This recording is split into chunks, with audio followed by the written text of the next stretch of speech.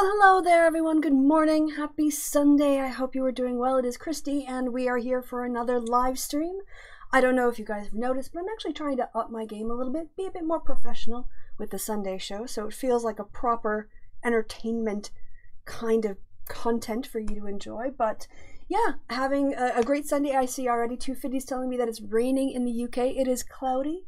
It is overcast and slightly grey. Maybe London lighting, you could think about it that way. In terms of there being a light, but it's sort of a blue filtered light as it comes through the grey sky. That's currently the weather in Cologne. So please do, stay dry or stay in the house.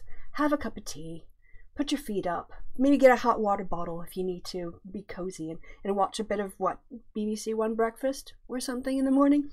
Cooking shows. That's good Sunday morning fare, is to watch people make food that you don't have the skills to make, and they make it look easy. That's a good way to go about it. So the question, why the monochrome? Because I find hold on, I'm no longer muted, so I can take that off. I find it, honestly guys, it's really stressful to get ready to be on camera every time. I do feel social pressure as a woman to do my hair, put on concealer, put on foundation, put on powder, put on eyeliner, put on eyeshadow, not so much mascara, do up my lipstick, do up my hair. And it's like on a Sunday, I really, it's like some days I'm up for it, other days I just want to be relaxed. And I find that when I'm in black and white, I feel much less social pressure to paint my face. So as long as and washing my hair is not a big deal, so I can get my hair washed, put on a little bit of lippy, then I think the black and white, it's really indistinguishable from whether or not I've got any makeup on or a ton of makeup on. And so for me, it's a way to be lazy. And this doesn't make sense. This is also why I very basically never have my camera on when I do a happy hour with Kevin. It's not because I don't want, I don't want Kevin to see me and I don't want you guys to see me. But when the camera is on you constantly, it's a thing in the back of my mind. What am I doing on camera? Am I staring with my mouth open, or am I picking I don't pick my nose.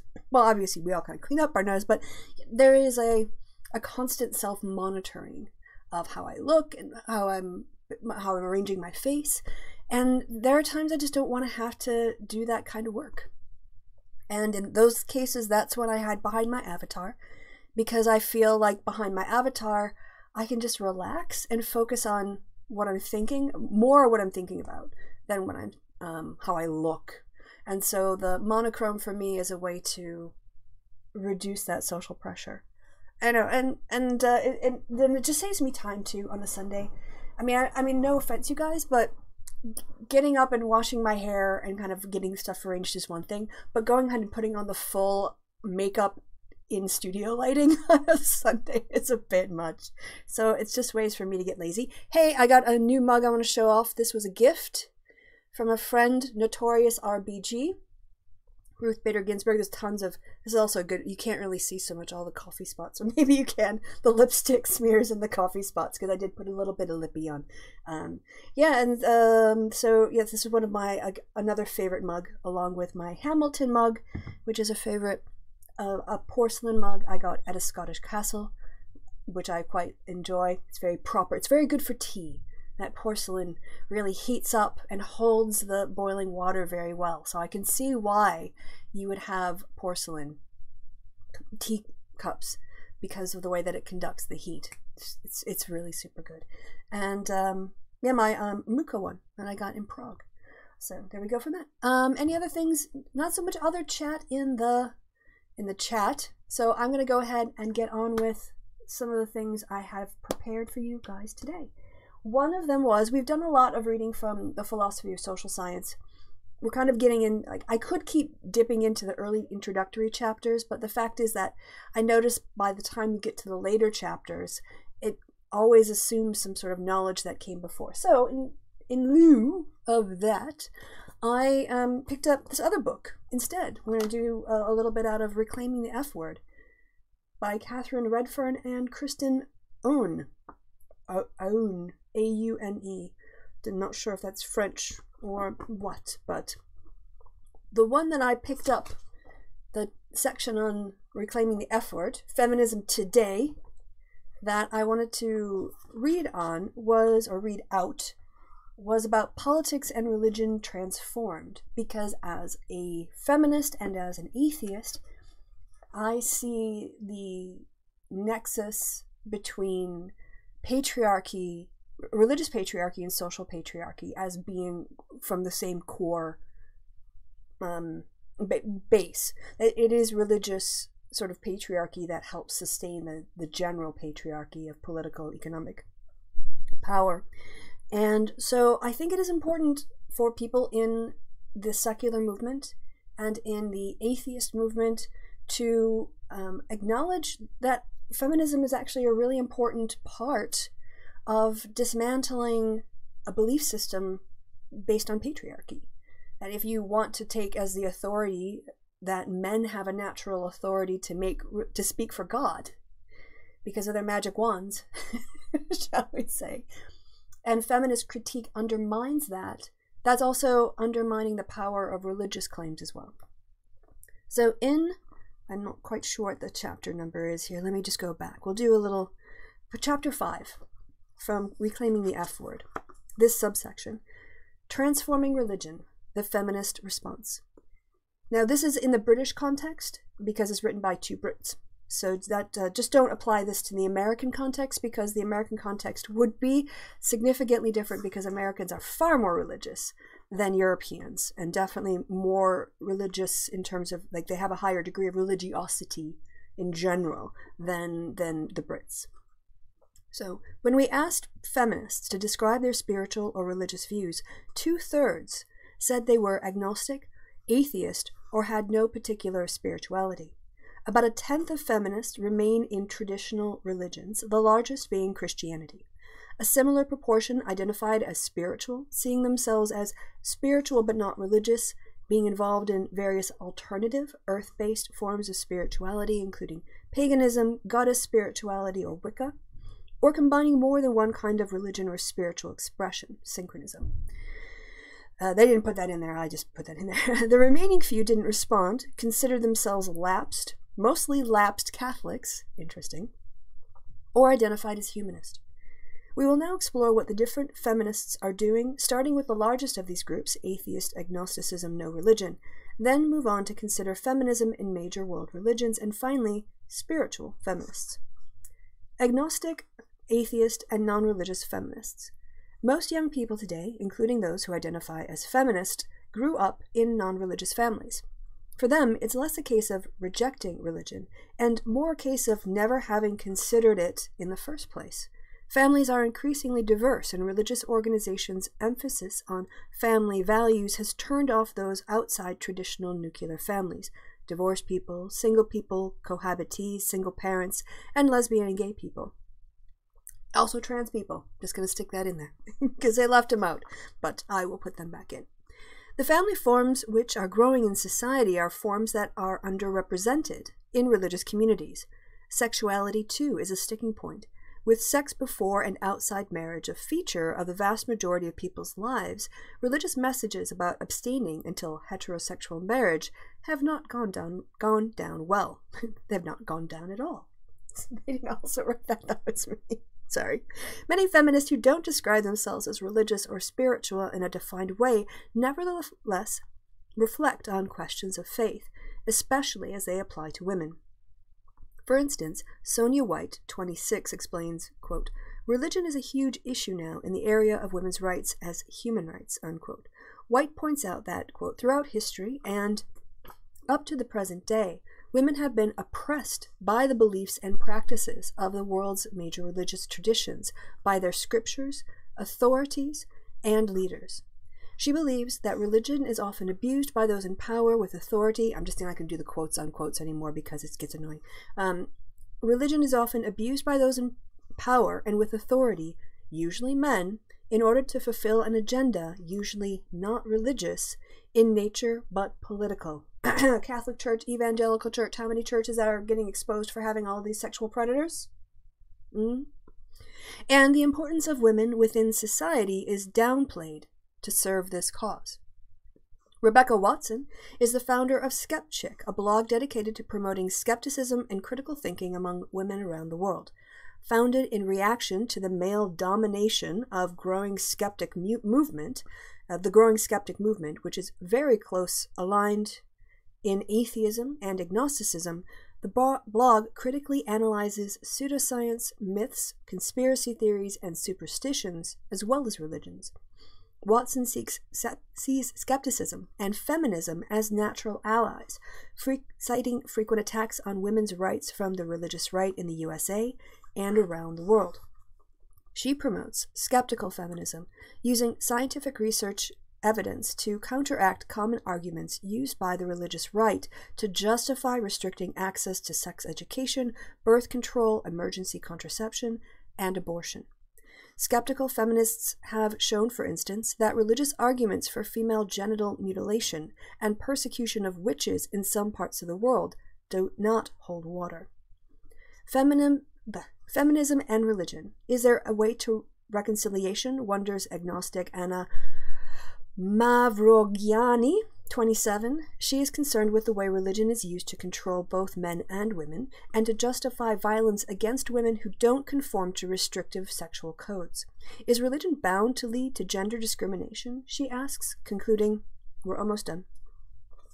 If only we closely examine religious beliefs within the context of the societies that produce them, and retriangulate religious texts by taking away the relative influence of patriarchy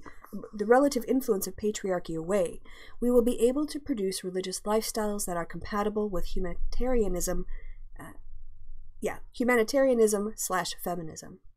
Women Against Fundamentalism formed in 1989, bringing together women of all faiths and none to challenge the political movements that constitute fundamentalist religion. WAF is concerned that the UK government's increased partnership with faith organizations means that money and influence are falling into the hands of religious fundamentalists who are restricting women's rights. WAF contends that only secular institutions, which have no religious agenda, can begin to bring about equality for people of all religions or none. Caring about such issues as quality of sex education and faith schools, feminists are also active in the National Secular Society, which promotes the separation of church and state in the UK and the EU. Supporter Joan Hari, for example, has challenged the tendency for worldwide outrages against women, such as stoning or child marriages, to be considered a religious issue, and hence beyond all criticism. So there we go. There's a little bit of a review of feminist of agnostic or secular feminism. Skeptical feminism, I think that it is a phrase that captures an outlook. I think secular feminism is not in there, but it's a way to describe the way that a feminism that is distinctly without religious justification. So I see there's a couple people taking over the chat. Mithril, hello, hi, and 250 in there. So let's see what you guys have to say here. I feel so bad for RBG. She's seen the court wrecked in her lifetime. Yeah, that's true. I mean, I know I've seen conservatives basically like on a death clock for her. You know, they are waiting for her to go because she's such a powerful and amazing presence. And yeah, the court, unfortunately, she's going down. You know, she will be a presence till the day she dies. So Mithril says that it was not the other F word. We're claiming not the other F word. I'm a pagan, and the feminine is more important and powerful than the masculine. This is again one of the things that is common in people who are feminists, who will more of a nature or earth-based, or more of a dual feminine masculine role for both approach to life, because in the monotheistic religions nothing can be more powerful than the penis. Nothing, you know, the masculine power has to be dominant. There is no place for give and take in a monotheist outlook, because there's only one. And if there is one power, it can't be gender neutral, because then how is religious men's power justified over women? So it has to be a masculine force, right? The feminine provides stability and background strength that is more important for the outer shell of a strong masculinity. It is interesting. I noticed this recently, and it's probably, again, not a phenomenon that's new or original in my thinking. But okay, here's part of it. So sorry, I got Runny nose in the morning. Andy Worski has had a lot of drama in the last year and a half. A few of the time, and I'm from the outside watching because I kind of keep an eye on right-wing YouTube and what's going on, what they're doing. And one thing that did come up is that Andy gets busted for having emotional relationships with women that aren't his girlfriend. So he seems to have this pattern that when he's with his girlfriend or not, he tends to seek out female company, and he will complain to women about his situation, looking for sympathy. And I think it is very much the case that when men want to express themselves emotionally, they find women to do it rather than turning to their friends if they occupy a real space that has toxic notions of men's emotions. You know, and so this is a lot of ways just complete and utter speculation. But I know from studies that men feel like their closest, most intimate relationships, not sexually, but emotionally intimate, are with women. And if you ask women, who are your most emotionally intimate relationships with, they'll say women. So everyone agrees. If you want to go and unburden yourself, it's more, people feel like women are better listeners or whatever else. There's that experience. But that just made me really sad to think that, so again, this pattern of Andy being feeling emotionally vulnerable, he'll find someone, he'll dump on them, he'll get sympathy, and then when he kind of has what he needs, he doesn't give back. He's just very much one-way taking. That's my impression from watching the drama for a year and a half. And I'm not going to say Andy Worski, but let's just say, like a hypothetical. It doesn't have to be him in particular, but just to put a more in real life case. What is it about men's relationships that they can't do that? They don't feel comfortable. And maybe the kinds of conversations they have with their friends are different from the kinds of conversations they have with women. Maybe the questions that men ask other men in those situations is different from the kinds of questions women ask. So, if you've read the whole Men are from Mars, Women are from Venus, and this isn't, I don't think, necessarily only men do this or only women do this. I think maybe it's also an outlook thing. But if there's a problem someone is having, it is a more masculine approach to say, okay, well, what's the problem? We're going to fix it. Here are a bunch of solutions. Try these things out. Go on. Go into the world and try to fix your problems. Whereas there is an aspect of feminine communication that just acknowledges the validity of going through the process of having those feelings. There doesn't always have to be a solution at the end of every conversation.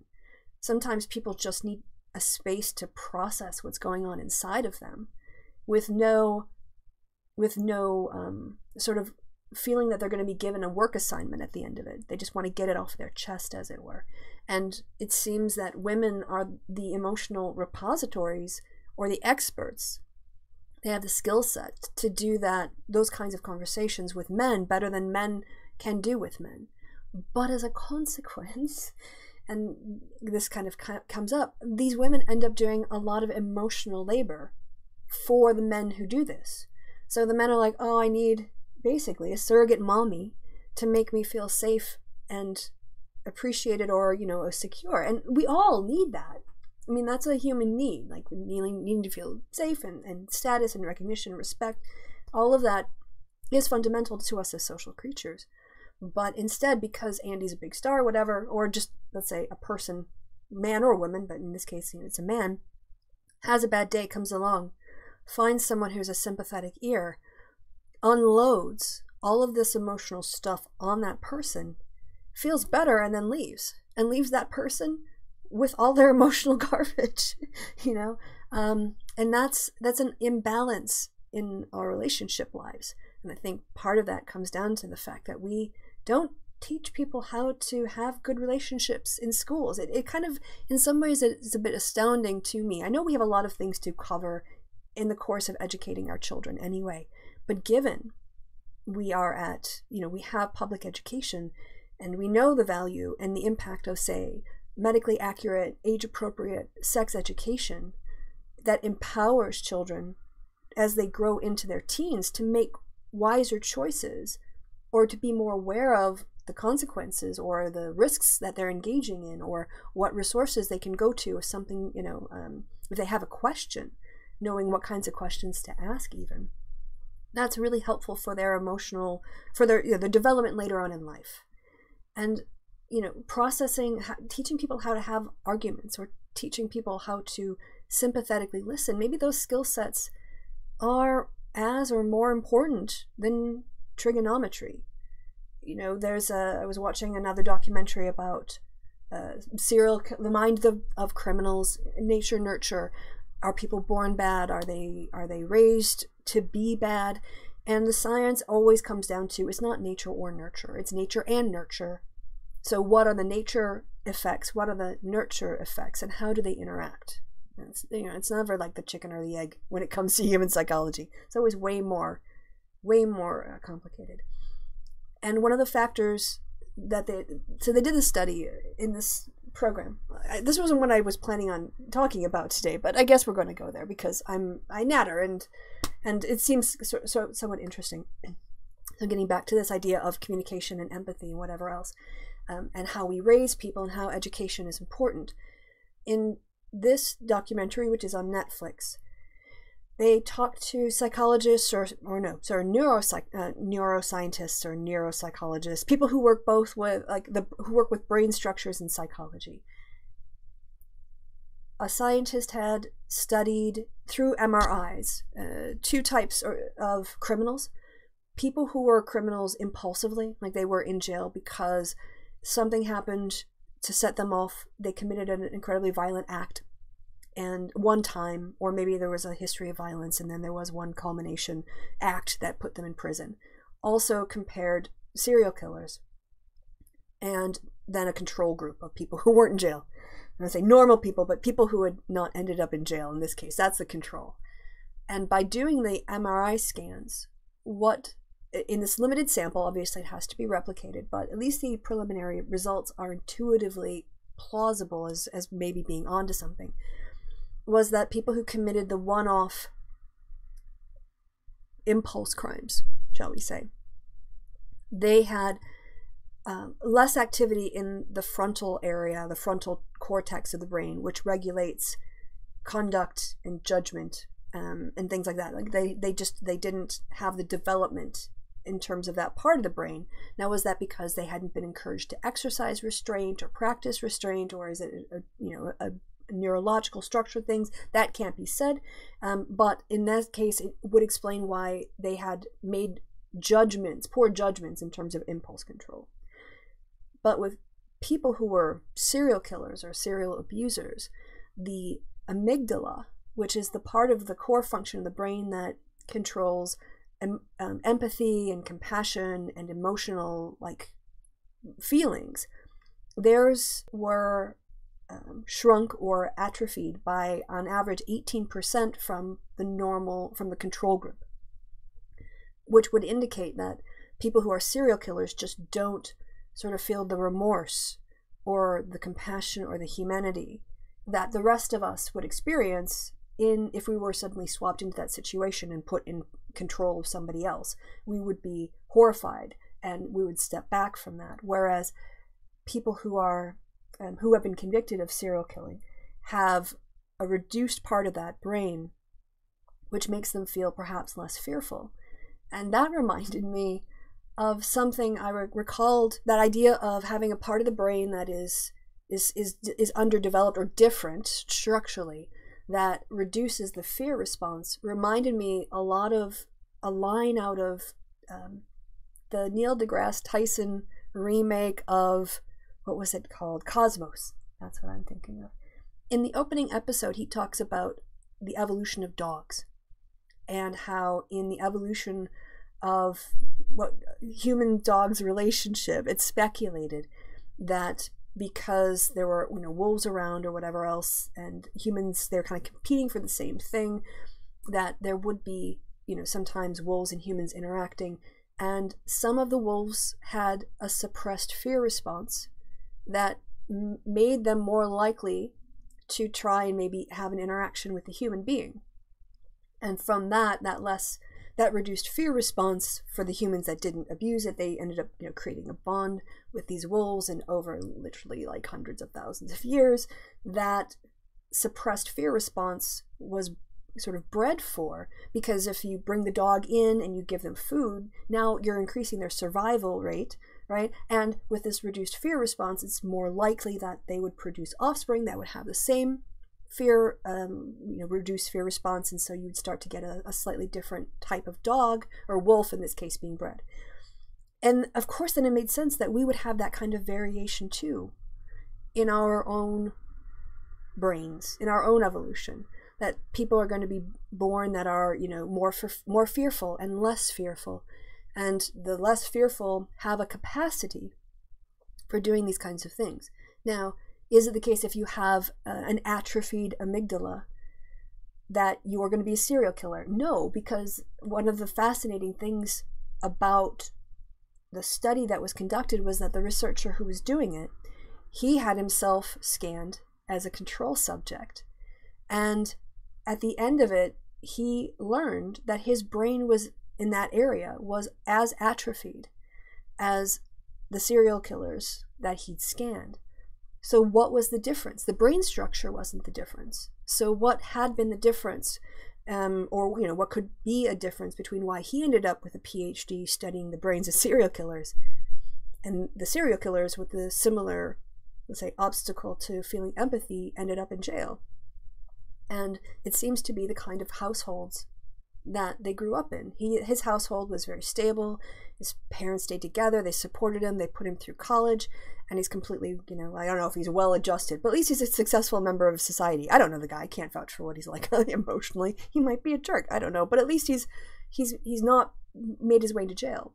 Whereas, you know, sexual abuse, domestic violence, child abuse, these kinds of things were all in the family histories of the men who ended up becoming serial killers. So clearly, as a species, we don't know how to have healthy relationships intuitively. It's a skill set that's taught. And I just think that if we're going to be teaching, you know, kids the quadratic equation, then can't we teach them some conflict resolution things? You know, if we're going to teach them in home ec, which I support, how to bake bread, how to, you know, like sew clothes so you can function in life, I think that's good. I also think we should teach kids how to do their taxes, you know, but in terms of not only producing good workers, but producing people who aren't going to learn maybe that skill set at home. They're not going to see a really healthy relationship. Not every kid is going to see the perfect relationship modeled at home to know how to have a disagreement with someone, how to diffuse a situation, how to calm yourself down, how to recognize when someone else is getting out of control, you know, and trying to find ways of resolving the conflict rather than escalating it. I think, anyway, I'm going on and on and on now, and it's been 20 minutes and I haven't even like really gotten to any of the topics. So let me see what you guys have to say in the chat, and we'll go from there. So let's see. Interesting indeed. We're still talking about the feminine. I'm wary of people using the word skeptic to describe someone who doesn't believe. I would say distinguish between people who are on the internet and, you know, talking about like the YouTube skeptic sphere and not, because the word skeptic itself has been trashed by, I think, certain right-wing jerks. Are there any monotheist religions where God's female? Not in the big three traditional ones. I can't think of any. Good evening to King John. Hello. There's an ancient Canaanite religion, Ashura. Yes, they had a lot of contact with the Hebrews or Israelites. I can't remember which time period it was, but the religion of Baal and Asherah and Elelon, yeah, those were all very much influential back when the Genesis stories were being written. And actually, Elelon is one of the names that there's two authors who contributed to Genesis, the J source and the E source, the Elohim source and the Yahweh source, and then there's been an editor who put the two stories together. And yeah, that's sort of link with the Canaanite religion can be found there. Hello, Summer and Geek. Good morning to you. All right. On Friday, there were kids from a primary school in Birmingham kept away because the parents didn't want them being taught about non-traditional relationships. Oh, great. Yeah. Yada, yada, yada. All right. Some guys on Wall Street fit perfectly sociopathic behavior. And unfortunately, that is, one, true, and two, it's unfortunate, but being on Wall Street, that kind of stuff is encouraged. Sociopathic tactics. It's all ends justifying the means, it feels like, as if you're making the money, if you get the client, if you raise the stock price, you can manage to get the share up a half a penny. That's all that really matters, not the morality of how you got it. Researcher admits he's kind of an inconsiderate jerk in interviews. It's not just malicious. Nature versus nurture, but nature and plus nurture. Yeah, I agree. And I think that that was what all of the scientists, if you actually ask people who work with nature and nurture, we all know that it's a combination of both. Even within political science,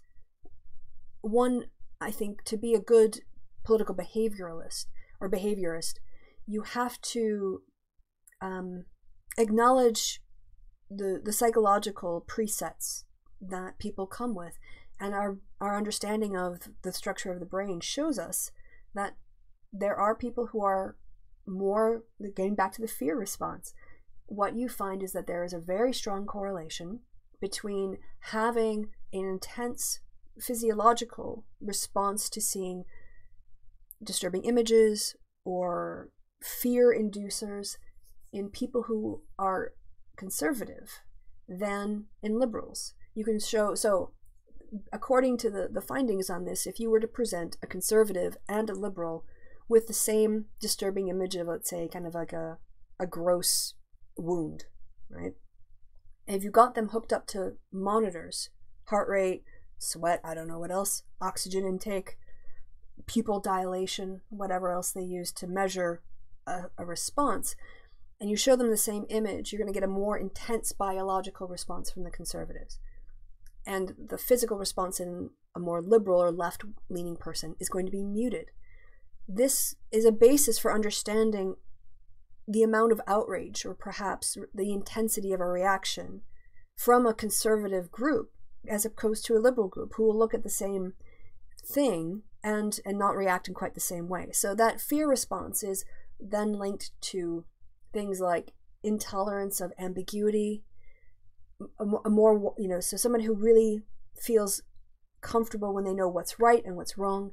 These are attitudes associated with people in law enforcement, in the military, people who are oftentimes, like put in charge of organizing society, are also, when they're more right-wing, it is that fear response, I think, that's priming them to their outlook of the world being a very dangerous place. Whereas liberals, we literally don't have the same reaction. And so if we see something that's shocking to us, like maybe the first time you see, you're growing up and you're seeing a gay pride parade and you've not seen one before, you're just not going to be as freaked out as somebody else. You're going to be more open to that. And I think that we need both in our society. We really do. We need people in our society to be kind of on the lookout for us and caring about our security as a group and being worried about that stuff. But if we have only those kinds of people, you end up with fascism, because everyone is just worried about that. And if you go in the other direction and you don't take threats seriously, or you are, let's say, tolerant to the point of irresponsibility, I don't think there's really good examples of that. But in theory, you could, for instance, be so focused on a domestic agenda that you lower your guard for an evasion or some sort of an attack, right? So I think that both are useful. You need both parts of us in our wider social body, our body politic, as it were. But it's about maintaining that balance. And I think obviously we're more likely to err on the side of authoritarianism historically than we are to err on the side of being very, very liberal. So what do you guys have to say here? I'm going to see what you guys have to say in the chat. So nature versus nurture. Have I heard of Australian doco? Man up. No, I have not. I think I was describing religious syncretism. Yeah, I mentioned that, well, before, about the combination of religions, when you put parts of religion left Sorry, I got all distracted by the next question. So to answer it, religious syncretism. It's hard to say when it's very small font, and I haven't practiced it yet. Do I have any of my Twix Nutella left? I have it over here. It's even got a spoon in it. I'll show you guys. There's I'd say about a quarter. Where's the camera? Here we go. Can you see the Twix? Yeah, that it's so. The only way I can describe it is whippy. Like it's got quite a lot of airy fat in it that covers your tongue, so it's really, you can't eat much of it at a time. So there, I haven't. Oh, and can I also give you a tip? If you love Nutella and it makes your heart break when you finish out the Nutella and there's still some dried stuff, you know, like on the sides, you can't get it out. A friend showed me a great technique, which is you can heat up some milk in the microwave in a mug till not quite boiling, but enough to get it, you know, like steamy hot. And then you pour the milk in the Nutella jar and you put the cover on and you shake the hot milk in the Nutella jar until all the Nutella melts into the milk, and then you have a lovely Nutella flavored milky drink. So there you go. From me to you. It is a kind of, it's not called Twix Nutella, it's called Twix with crunchy biscuit pieces. And does it say anything? I think it's just literally everything else is just the German. Oh, there's the ingredients in German and in Polish by the looks of it. So, but for all intents and purposes, it is like a Nutella, except it tastes like a Twix bar. So instead of hazelnut, you get more of a caramel taste to it, and you get chunky bits to it. So there is some of that left. All right, where did I leave out? What to do? Only watched the stream yesterday, and I'm shook that this is a thing. I missed your question, Lee, earlier. I don't know what you were asking. You retracted it, that's why I missed it. It's weird as I have a pretty huge, disgust reaction. Thank you, Natalie. That's actually the phrase that psychologists use, a disgust reaction. So thank you for improving the precision of my language. It's weird as I have a pretty huge disgust reaction to certain things, but I'm very progressive. Yes, and this is the part I think about the nature-nurture. Like with the amygdala being atrophied. Hey, the coffee's hitting. My brain is kicking in. I'm coming up with 2 important words. Also being inspired by the chat. Thanks, you guys. Yes, the disgust reaction can then be framed if, you know, you're not bound by your biology. We're conscious beings, and our brains are, it's not plastic, but they're, what's the word? There is a word that's sort of like plastic, but it's not plastic. To talk about plasticity. Our brain structures have plasticity, and so we can construct, you know, through our conscious efforts, a reaction control that allows us to process that. And I think that what more fundamentalist traditions do is, instead of identifying that disgust reaction and then contextualizing it, like, you know, within a society or helping us process it, it will build on it.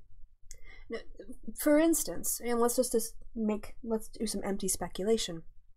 Let's take that disgust reaction, right? People who have a naturally more profound disgust reaction, and combine that with what we know about how men view sexuality, right? And so you guys probably have heard of the studies where they showed men and women pornography, which was a woman with a woman with a man, and a man with a man. And from what my memory, I can check this during the break, but my memory tells me, and you guys can check this too, check me in the chat, women basically, when they saw anybody having sex, they got sexually aroused.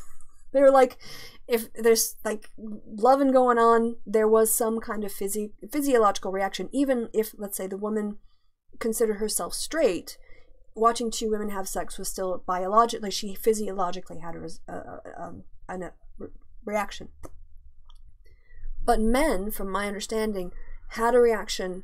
If they were heterosexual men, they had a reaction of watching a man having sex with a woman, but not with women and women, or men with men.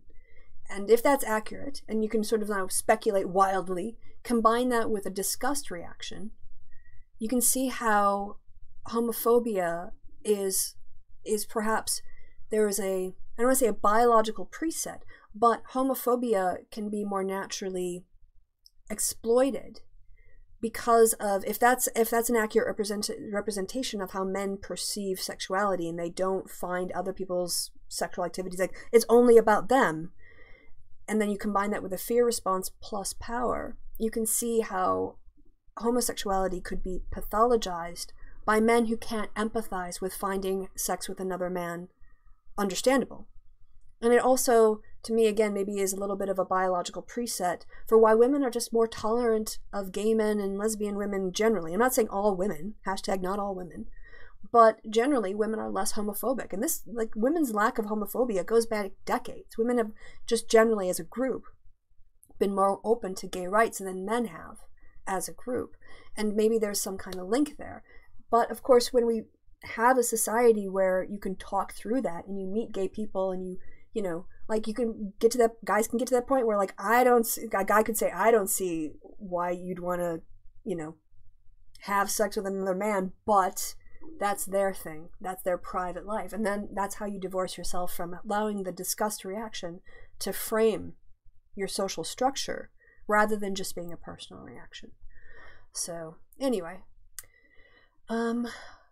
yeah, I'll check. I mean, I think it might also be that men were just less likely to it. Sorry, this someone said, always thought lesbianism was something straight men enjoyed. I think it could maybe be that they just, not a single man enjoyed lesbian sex. It's just as a group, they were less, that was one of the categories they were less likely to have a reaction to. So, yeah, I can't be homophobic. Some of my best Fs have been men. So, yeah, and some random geek is bringing up that about what scans of men's brains as they watch homosexual versus heterosexual sex. So I think that might, again, this is a bit of wild speculation, putting together conclusions from different studies that haven't been used in tandem, but at least intuitively from what we know, especially from the number of cases we've seen of men who are virulently anti-gay, you know, coming out years later as being gay themselves, and that sort of self-loathing. And I think that disgust response, the sexuality things, is it's very bound up in that. And it's through processing our sexuality through our frontal lobe, through the consciousness part, through our humanism and our secularism as a society. That's where we start to break down and take control of our more base reactions. So, I'm gonna go. I started the show with a mediocrely warm cup of coffee.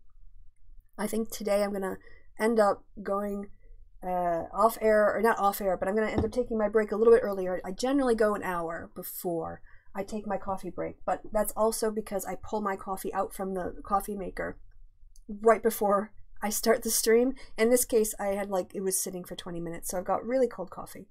I'd like a top up. So shall we come back? I've done, we haven't talked about any politics, which maybe is nice for a change, to not let Donald Trump run our lives, as it were. But yeah, let's take a 5-minute break here. We'll come back. Well, let's just call it 10 to the hour. So it'd technically be 7. But on the off chance that I have to filter some water and do everything else, that's better. I don't know if there's enough music to last 7 minutes. So maybe that's not the best. Oh, 6 minutes now. So yeah, let's come back at 10 to. If there's silence, I'll just maybe hit the transition thing so that it starts up again. All right, guys. See you at 10 to the hour. Come back with your cups of tea or your sniffers of brandy or whatever it is you're drinking, and see you soon. Okay. In a bit.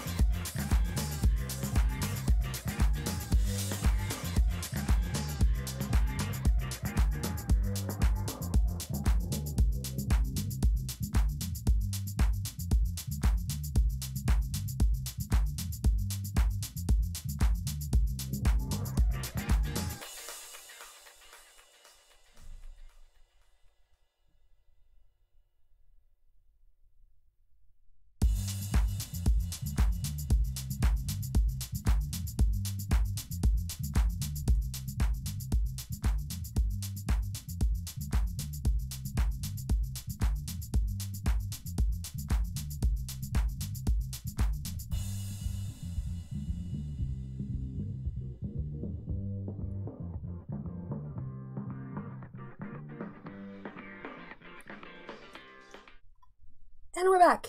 Hey guys, just so you know, when I go off and do my coffee, whatever, I do take my tablet with me. You can't see. Bring it into shot, Kristi. Bring it into shot. There we go. Ah, don't report anyone.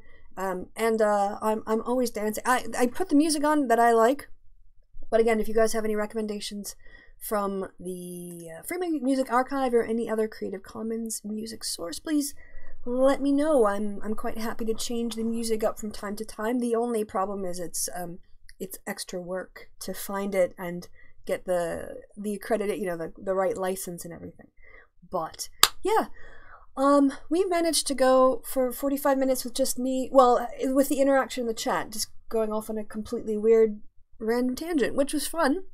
I didn't really prepare that much. So I guess as long as we're at the top of the hour, and welcome everyone back, and I've managed to unmute myself. I'm getting so much better at this. I was initially going to do a stream on Saturday, but in the end I felt like so I had done a Friday stream, live stream, then I did a happy hour on Friday night. I was already booked to do at least 3.5 to 4 hours of gaming last night, which I did on V's channel. We were playing Pathfinder. And then I had the live show set up for today, and I am thinking about doing one Monday, but a little bit later than 12 o'clock perhaps, because I have to work on my day off. Anyway, so I thought, I'm just going to take Saturday for myself. So apologize for the false advertising. I just woke up and realized I don't want to, it was enough of a, wash my hair sometimes and brush my teeth and put on this and go black and white.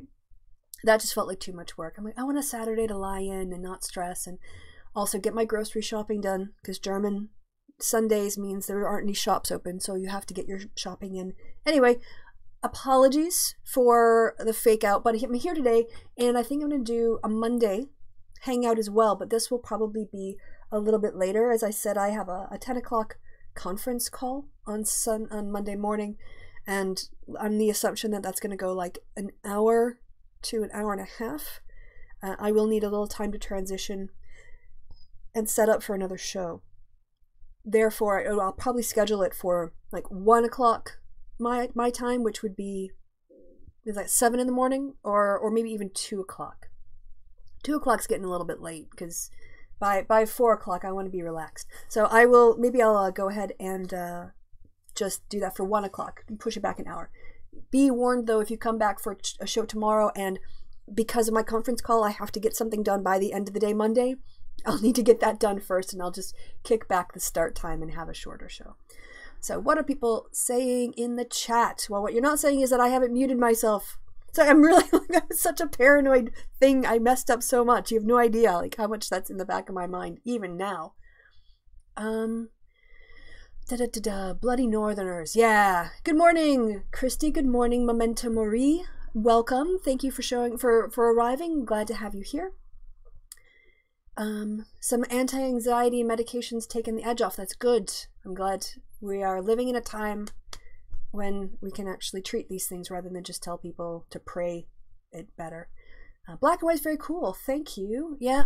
So it's my way of, like I said, it's a way to be lazy about my makeup, but it works. I figure it's a good middle ground. So Mithril asked, Pathfinder, do you play D&D too? I grew up playing D&D. I grew up with the first edition Wizards of the Coast D&D rulebook. I was gaming like back in the late 80s and early 90s. When I was in high school, I have distinct memories of driving out. His name was Keith or Kevin, someone like that. There were about 4 or 5 of us who enjoyed gaming, and so for a whole, like a summer or whatever, a couple, like once or twice a week, I'd drive out to his house where we would all meet and go upstairs in his attic area, and we would game for like 4 or 5 hours at a time, and order in pizza, and so but when I was 16, I was still gaming.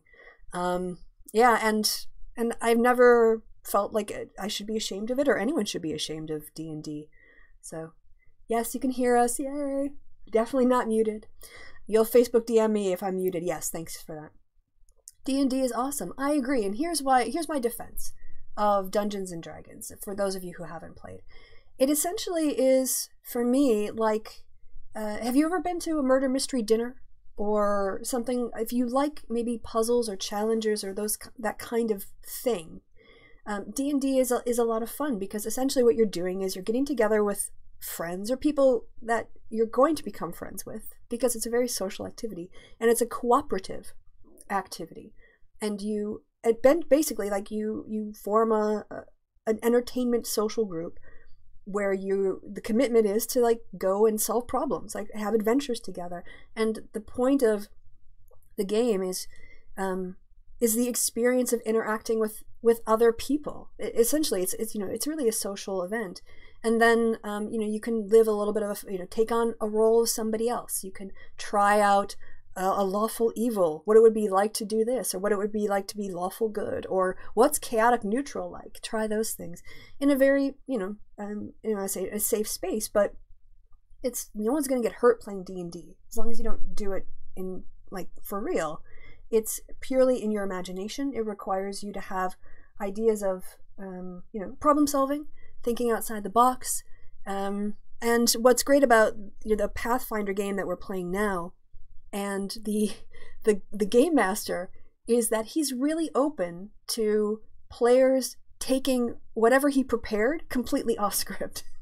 So last night when we were in this game, he had set up in a hallway where someone had cast like this really deep darkness spell. There was a sort of a demon that occupied it and created this impenetrable darkness. He assumed we would run away. And based on that, because if we ran away, then the demon would be able to try to regenerate itself and create a copy, and then that copy could also create like a Mr. Mises situation where you just keep creating more of them. But instead, we stood our ground and fought, and so it ended up like throwing off his entire plan. But he didn't get mad at us or try to send us away. He was very interactive about it. Or another example, again, the small thing is, two characters came across a door, and they just like, okay, well, I'm going to try to break the lock on the door handle. And they roll for it and they do all this stuff. And he's like, at the end, he's like, yeah, you broke the lock. And as you go to reach, as you turn it, you realize the door was never locked in the first place. You've just broken a door handle because you didn't check to see if it was locked. And just letting that kind of stuff play out. Anyway, it's a lot of fun, I think. So I won't keep talking about D&D. But, yes. As someone who plays Pathfinder, oh, there's no proof. What? Oh, yes. Oh, hey, Chili. How you doing? I didn't see you in the chat until just now. So yeah, I play with Chili. He was a barbarian. It's really fun to play with because Chili plays his character as very purely, like he stays in character, and that sometimes when you're staying in character properly, it creates challenges for the group. So you then have to work around these kind of group dynamics and solve problems. Were there many other girls in the D&D group? There was one other young woman, with me. So it was my friend Rebecca, and I would go and game with, I think it was 2 or 3 other guys, young teenage boys, and it was completely platonic, and we were just there for the love of the game. So, Murder Mystery VHS game back in the 80s. Oh yeah, VHS. When they have sort of like a choose your own adventure or alternate endings, or are you thinking about Clue, which is a great murder mystery one? Looking down here to see. Killed a seagull with a metal pole once. What? What are you doing? Too fitty? Flock of seagulls. I don't know if that's serious or not, so. I like the fighting fantasy books in my teens. You could cheat with them. Did anyone else read Dragonlance? I remember I must have been 12 or 13 or 14, because we'd moved from the Plover area, Stevens Point, Amherst area, to Fond du Lac when I was 12. And I have this distinct memory of going to the bookstore in the Fond du Lac Mall and getting out Dragonlance. I got the first book because it looked kind of interesting, and then I got entirely hooked on the series, and I read all of the Dragonlance stories. And it was, for me, all my followers kill seagulls. Thanks, HK. There's a character, if you remember, his name was Stern or Sturm, and he was a paladin, a sort of a knight character, really, really good guy. And throughout the books, he was always this sort of Don Quixote type of character who was on this, you could see almost, how do you call it, Quixotic, or whatever, Don Quixote-like quest to fulfill. I think he was protecting somebody. He was keeping his oath. And all right, spoiler alert for Sturm. Yeah, Sturm Brightblade. Yes, thank you, DNat. You know what I'm talking about. And I always like the Raceland storyline too. Quixotic, yes. So, all right, I'm going to do a little spoiler alert for those of you about Sturm. So if you are going to read the Dragonlance series, close your ears for the next 30 seconds.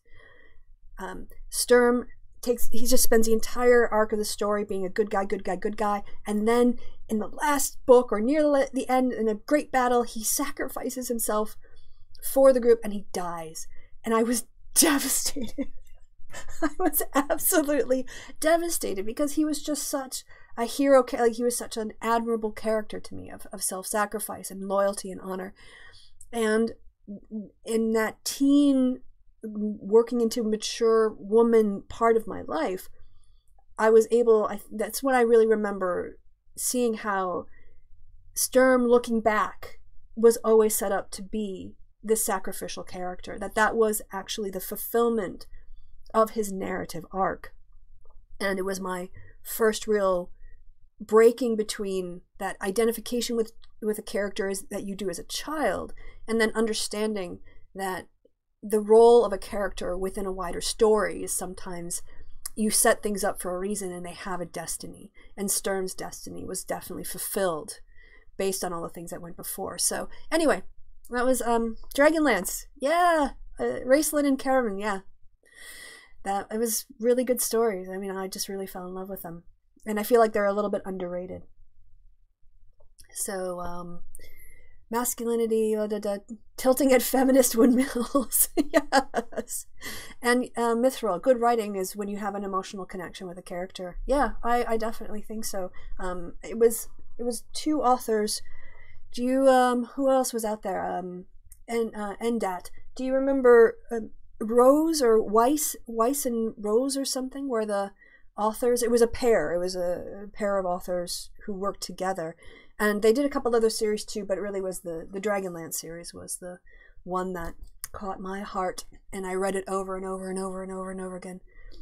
So the something of spring, the something of autumn, the winds of winter. Weiss and Hickman. Yeah, Mithril's got my back on that one. Weiss and Hickman. Yeah. So anyway, walking down the memory lanes of my childhood, and hours spent poured over those books.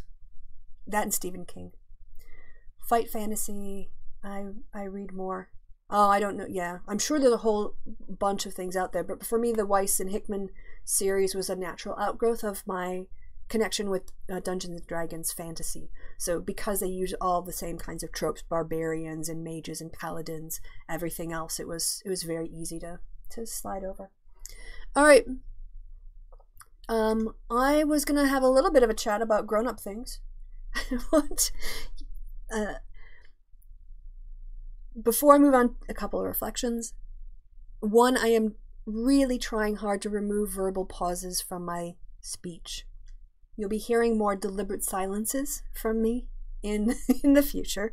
I'm trying to get the show more professional, because it can be. YouTube constantly provides me with new challenges, whether it's video editing or audio mastery, or now developing on-air DJ skills. I'm also learning that with the live show, I can trust you guys to have my back, that I don't have to prepare. I mean, I should prepare content going into the show. But if I'm so focused on getting through the content, what I end up missing is this sort of organic back and forth that takes us down really weird paths that I have not prepared. So I want to just emphasize to you guys how much this is an interactive process, and that the more often that we do this, then the more I kind of build that trust. You guys become sort of my surrogate co-host through this process, helping me, keep the conversation going, and that's really nice. Right, let me transition over here. I changed the transitions from a jump to a fade, so I don't know if that's more or less professional, but anyway. Before we, there I go, 5 minutes after 1. I'm thinking maybe another 30 minutes. This is why I wake at 3 a.m.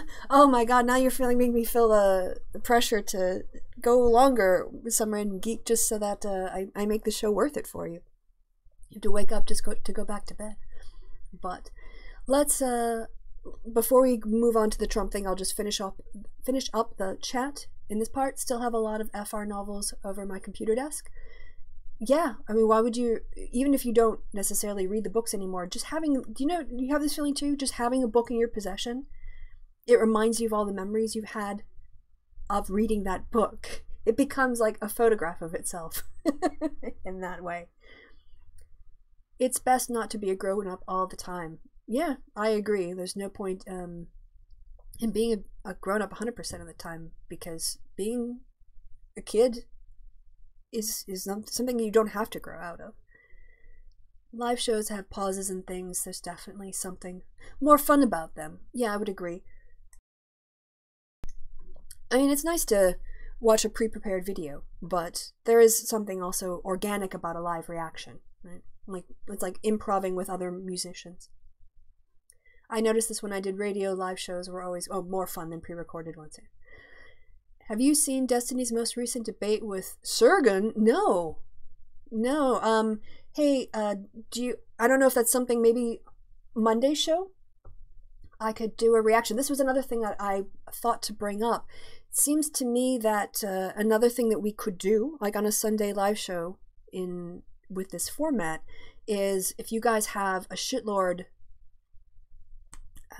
video that you want me to react to, or a shitlord appearance that you want to react to together, then we could, it's very easy for me to pull up a video and put in the sound so that we can both hear it, and then I can do a live reaction. So that's another thing that we can do on a Sunday live show going forward and make that sort of a staple of the show. So perhaps we can try that out tomorrow on the Monday live show. I will have a look at Destiny v. Sergen and decide whether it makes sense to watch a bunch and do timestamps like Kevin did with his Jordan Peterson video in the last happy hour, or Shitlord Sunday. That's right, James. Somebody handled it before me. I can't even moderate my own comments fast enough. We can try that out and see if it works. Do I like audiobooks?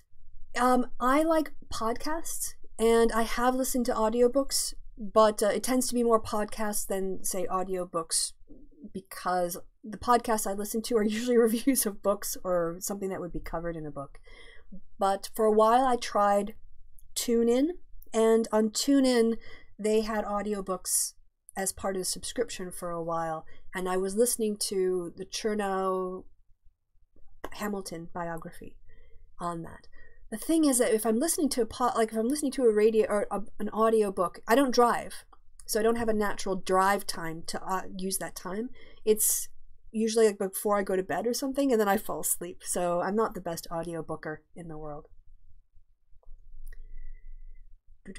There's a difference between being childlike and childish. Agreed. And I think if anyone who wants to just kill off the childlike parts of your ability, your experiences of it as a human being is trying to kill you. All right, so some random geek has got the stream. I'm gonna go ahead and. All right. Do you have any recommended? Do you guys want to? Let's take a vote in the chat. If you want to watch a little bit and review a bit of Sargon v Destiny, hit 1. If you want to just have a discussion about Trump, hit 2. So vote in the chat, we'll see how it goes, and I'll talk a little bit while you guys make up your minds. You prefer podcast over audiobooks? Yeah, audiobooks by good author readers. I hate ones that have been a boring voicer. Is that what you said? Yes. That's another part of the audio book quality, right? The extent to which the person reading is doing a good job. Stephen Fry reading Harry Potter. That's like peanut butter and jelly. Those really go together. Natalie says, I listen to audiobooks instead of reading because the internet destroyed my attention span.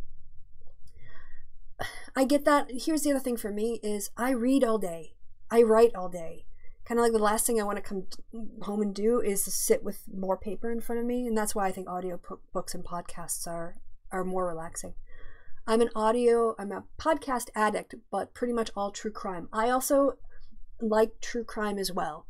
So I don't know if you're listening to Most Notorious or Minnesota's Most Notorious. That's the podcast I enjoy the most, because I think I've listened to a couple other true crime podcasts, and it's a real mishmash of emotionality when you have two people who are trying to be energetic and up and bubbly, you know, because that's what people come to a show for, is a little times is an emotional lift. Like, hey everybody, how's it going? We're here on the true crime, blah, blah, blah. We're going to talk about this massacre.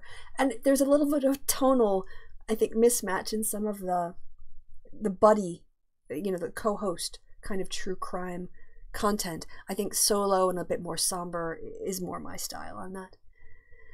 I like audiobooks so I can draw and read at the same time. Agreed. I think that that's, you know, there's really two different skill sets, is to hear and process something on an auditory level and then also to write it. So think about taking notes. There's a reason why we're finding now that people who physically take notes while they hear a lecture recall things with more precision and accuracy than someone who's just listened and had, let's say, the PowerPoints of the notes sat in front of them.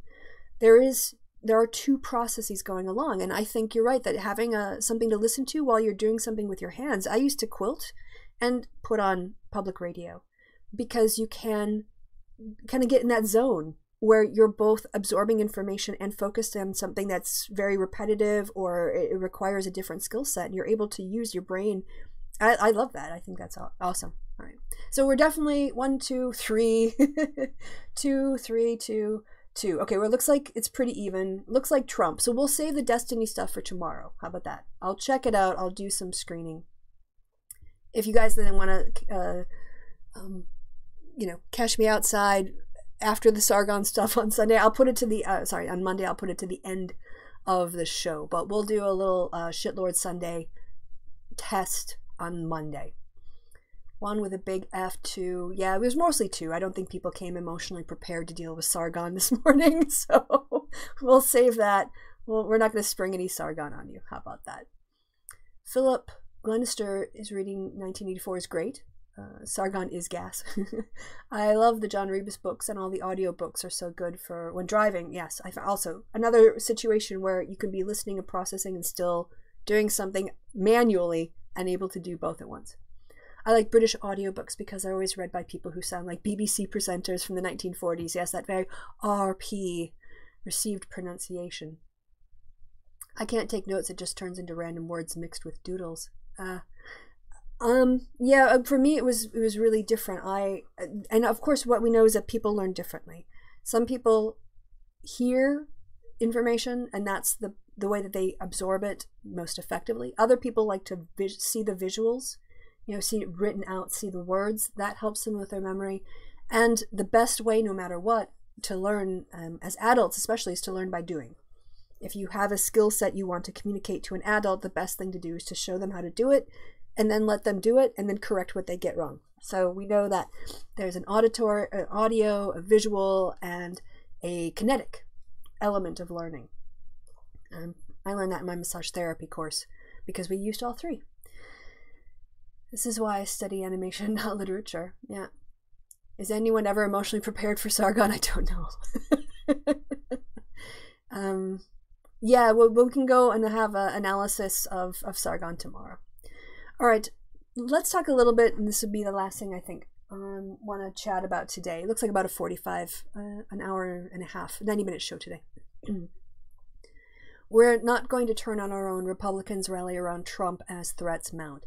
This kind of maps onto the brain conversation we were having a little bit before in that, and I was trying to track this down. It's strange that I can't find this anymore, but when I was doing my research on the nuns, not the nuns as in nuns on the run like with the UN, the nuns as in what religious affiliation do you have? None types of secularists. I prepared this article for an encyclopedia entry, which has since, like, I don't know, the editors have disappeared off the face of the earth and it probably won't come out for like 2 more years now. But when I was doing the research for it and the writing, I found a study that had was Pew Research, not Pew as in smelly, Pew Research Center survey of lots of different people in terms of their religiosity, but I was looking at American data. And they asked respondents, do you consider yourself an American first, and a religious affiliation identification second, so let's say for the majority religion in America, do you consider yourself an American first or a Christian and a Christian second? Or do you consider yourself a Christian first and an American second? And there were patterned responses based on the demographics of people and their what answers they were giving. Obviously, people who were more secular were not, people who were more liberal in their religiosity, more liberal Christians, would say I'm an American first and a Christian second. But to me, it was a bit astounding at the high percentage of people who said, I see myself as a Christian first and an American second. The reason why this is relative, so you're like, Kristi, why are you talking about this? I'm going to transition, so you don't need me in the small corner. We're not reading any font yet. But the reason that I find this important is because I think it explains, it's an underpinning of how fascism can be tolerated in a democracy. Sorry, I have to clear my throat. A second.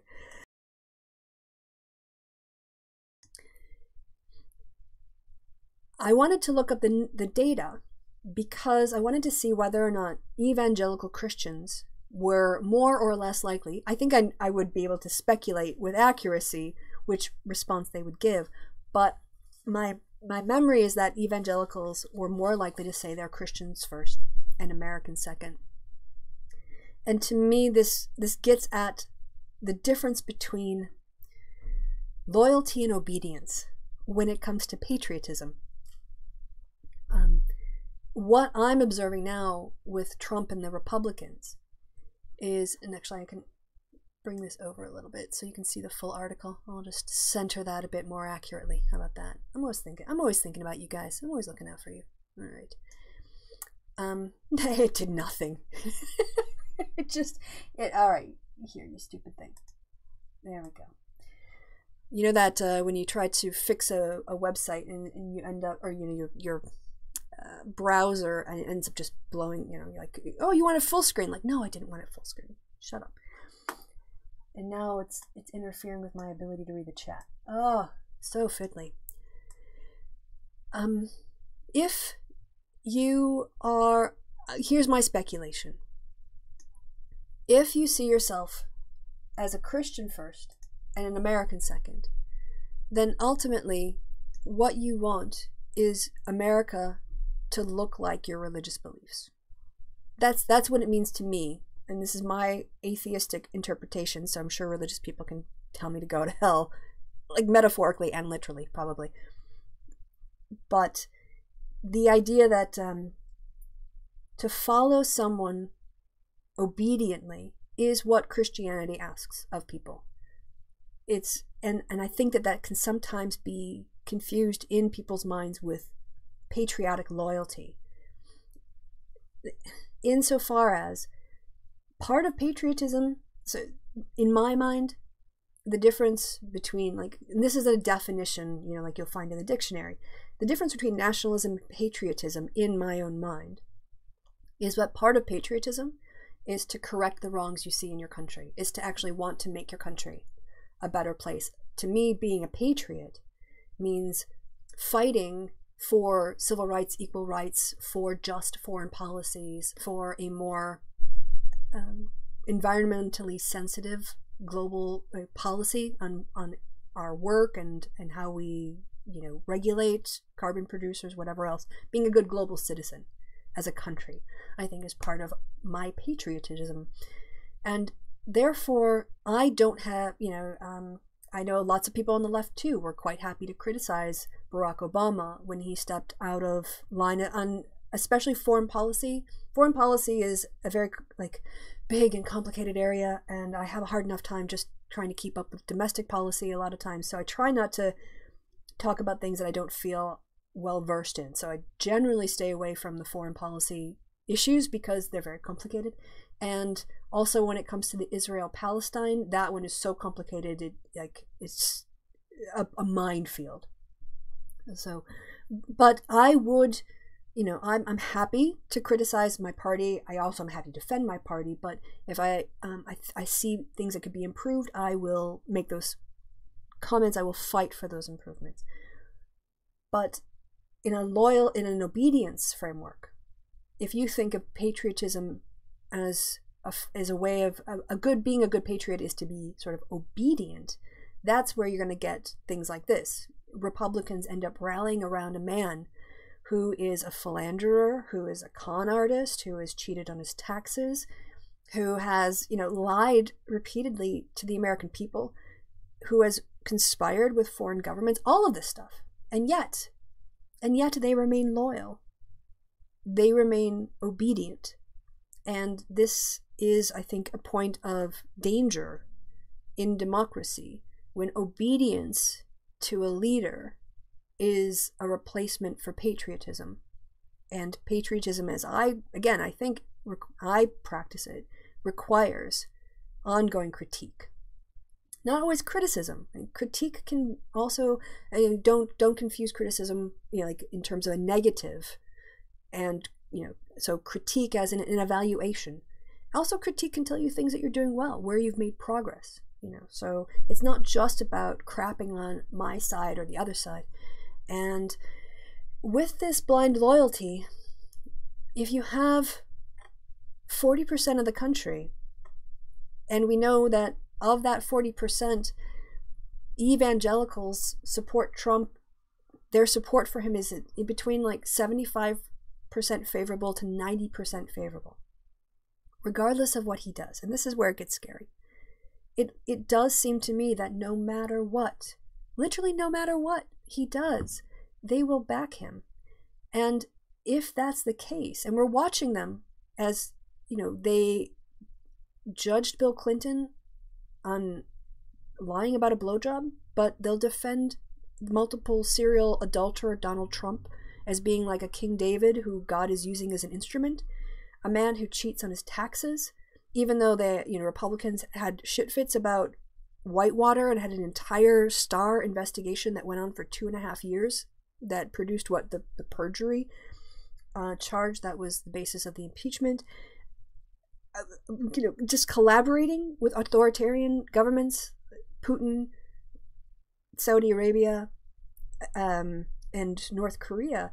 If all of these things, he'll do all these things and they will stay loyal. Then where is there's a phrase in here. Sorry, let me find it, which is elect, I think he said.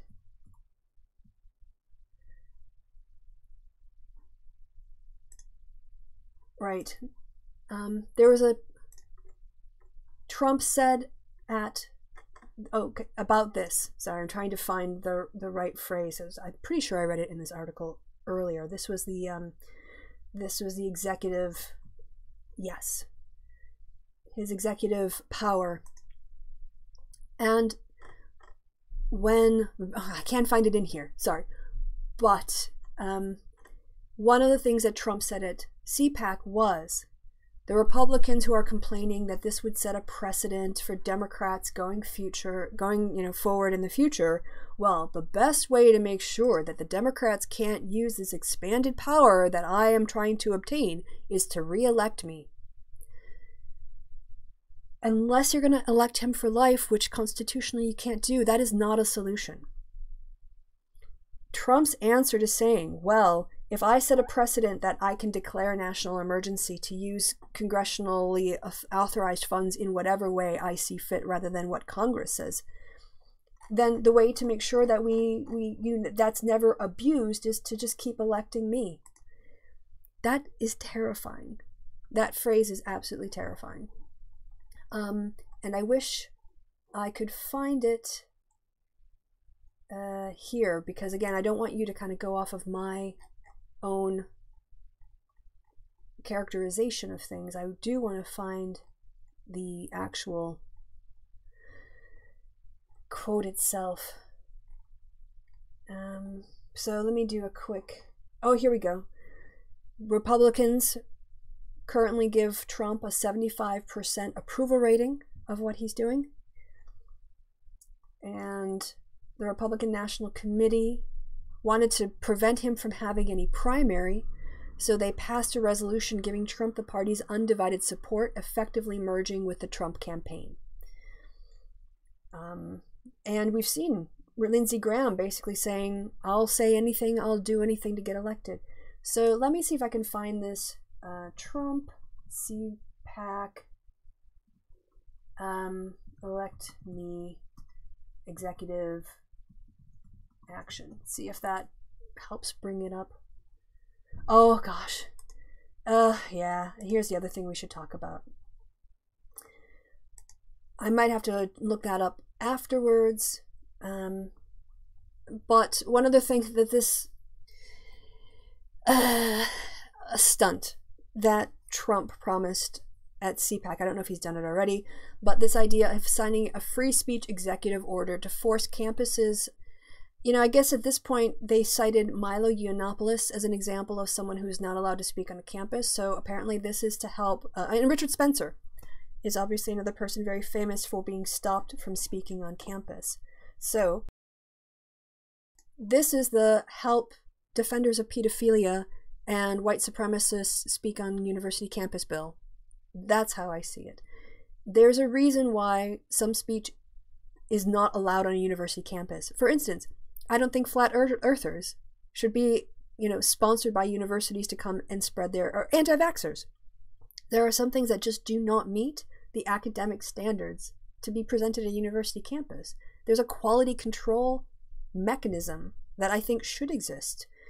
Just because someone says something doesn't mean they have a right to say it on a university campus and demand that as their forum. But why is it so important to conservatives to attack university campuses? It's because campuses are where people are taught to think critically. Primary and secondary education is about absorption and developing skill sets. It's not about critical thinking. You're not taught, and you're not taught systematically critical thinking or the construction of an argument course in high schools. That's not a prerequisite to graduate across the country. By the time you get to the university, though, you are being exposed to different ideas so that you can evaluate them, judge them. You can also start to question your own assumptions and start to question your own worldviews.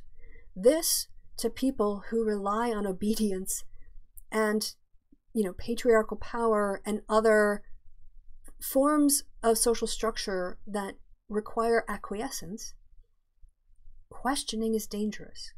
And this is why, in my opinion, conservatives have been going after universities since the 1960s, at least, if not earlier. I mean, that's when I kind of remember it really kicking off.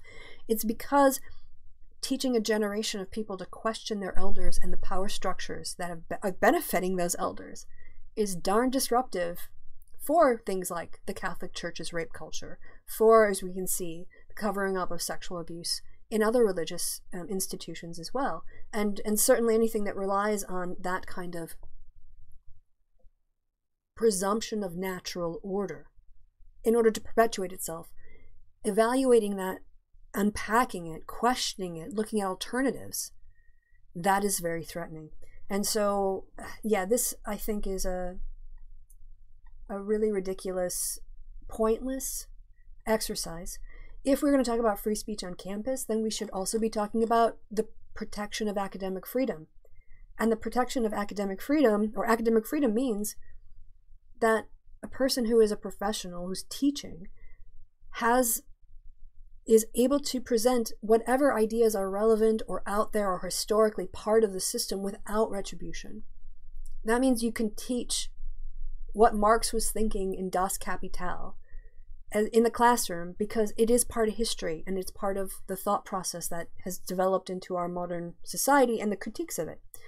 And, you know, trying to elevate other forms of speech that don't meet that kind of standard, that don't meet the university standard. It's affirmative action for shitty ideas.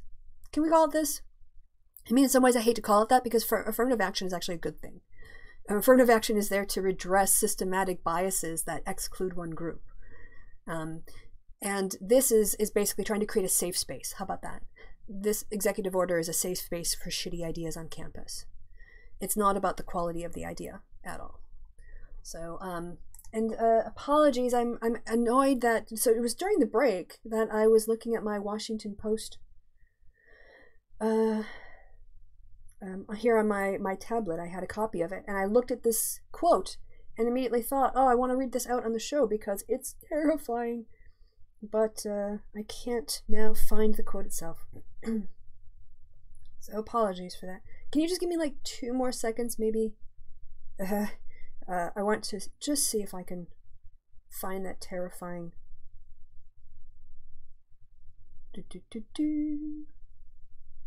No. Thought it was a little bit farther down, but aha. I think I found it now. Hold on. Opposition among Senate Republicans is the paragraph that I'm looking for, I think. Opposition, here we go.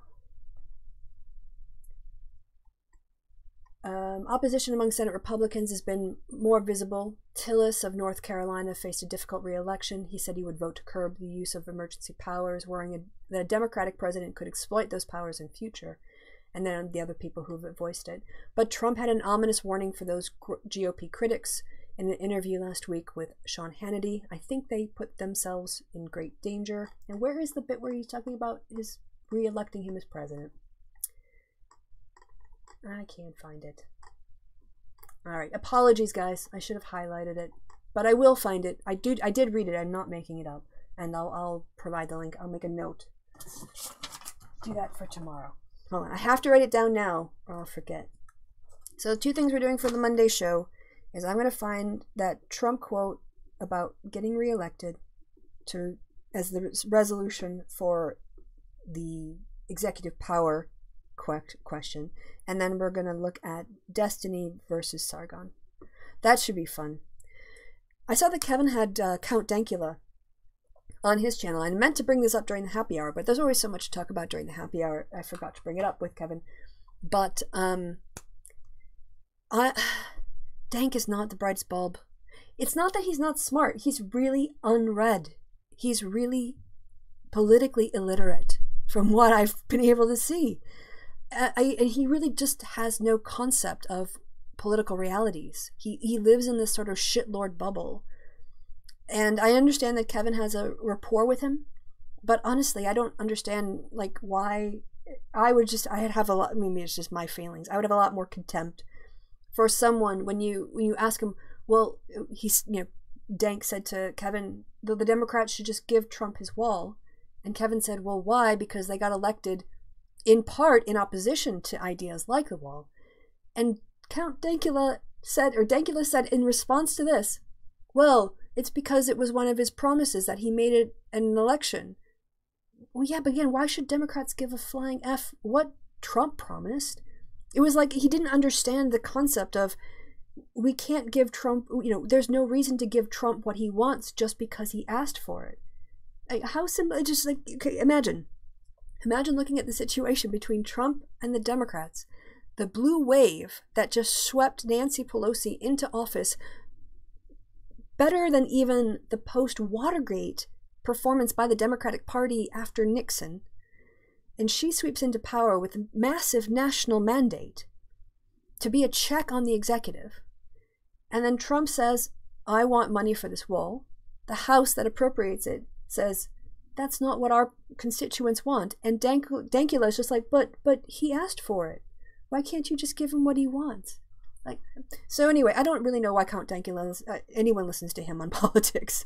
The guy doesn't seem to know anything about like being able to understand where your political opponents are coming from, what their perspective is, or why you would have to compromise with them.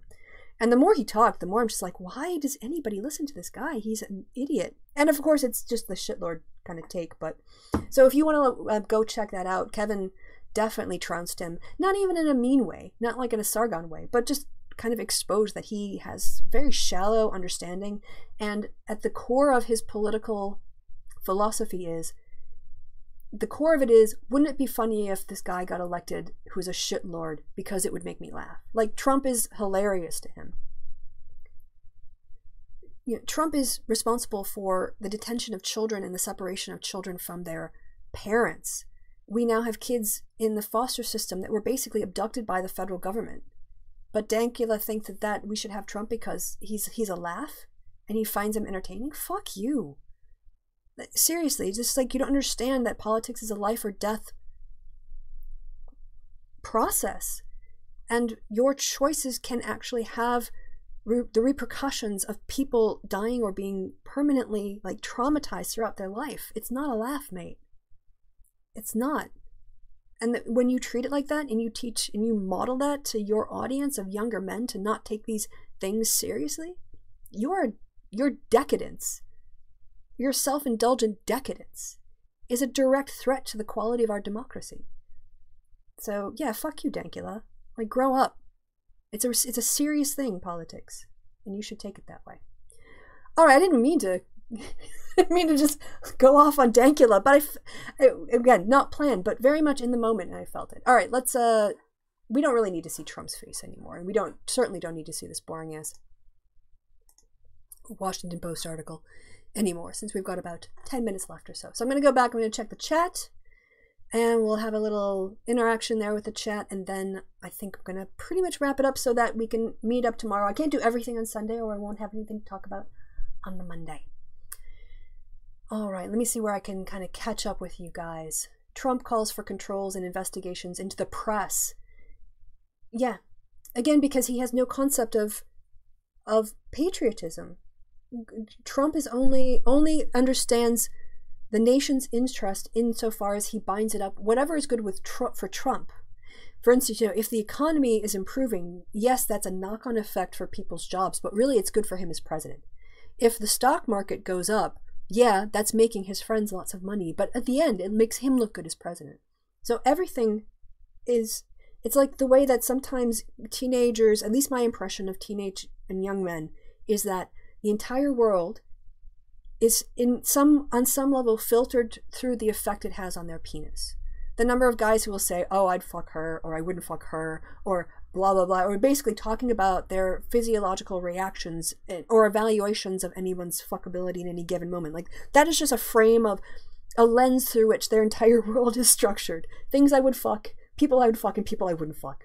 And somehow that's an acceptable category. How did I get in this area? I think it has to do with Trump calling for investigation. Yeah, and Trump is like that. Is this good for me or is this bad for me? That's the lens through which his entire world is filtered. Does this make me money? Does this increase my reputation? And then that's what he'll follow, regardless of what the national interest is, because he doesn't have an empathetic ability to distance what benefits him from what benefits the country. And anyone or any group that exposes that about him or undermines his credibility, like the press, he considers the enemy, because he doesn't understand the idea of checks and balances. We could try and combat by inviting extreme lefties and Antifa to campuses. Well, I mean, in terms of free speech, that would be, if you want to say, yeah, if you're going to say you're going to have Charlie Kirk on, well, then you should also be platforming Antifa, and they can explain, why violence in certain situations is justifiable. That would be, under the free speech thing, right? That would also, if you're going to have someone talking about a white ethno-state. So, you can talk amongst yourselves as you have been doing. If I'm boring you, you guys can just have a side conversation while I'm going off. Looks like I never got modded here.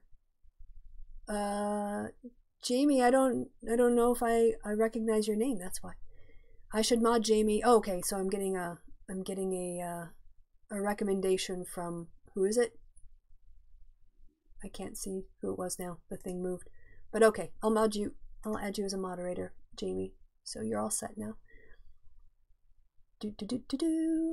Kristi, would you have put out that video about Bernie if you'd known the asker was a Democratic insider plant? Yes, because it wasn't about her question.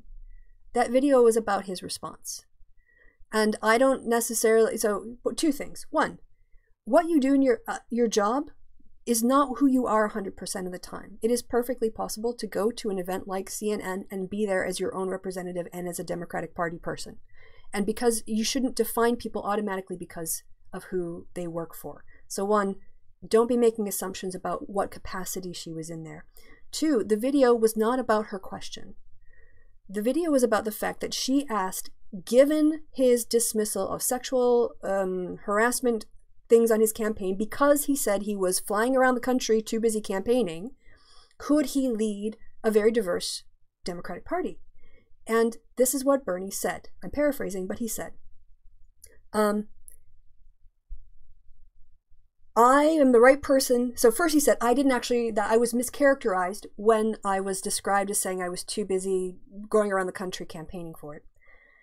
But let me tell you that the reason I'm qualified to lead is because last time I was running around the country leading the campaign. And then he didn't take up anything about his personal responsibility. He didn't take up anything about processes that his campaign had put in place to prevent that from happening in future. And he didn't apologize or acknowledge in any way the harm that his campaign, what had happened under his leadership in 2016. He ignored all of that to brag about himself and how great he is, and how the reason why we have a diverse Democratic Party now is because of Bernie. And it wasn't until Wolf Blitzer said, hey, but what can you actually, but what about this thing that happened? What are you doing to address it? That he took that seriously.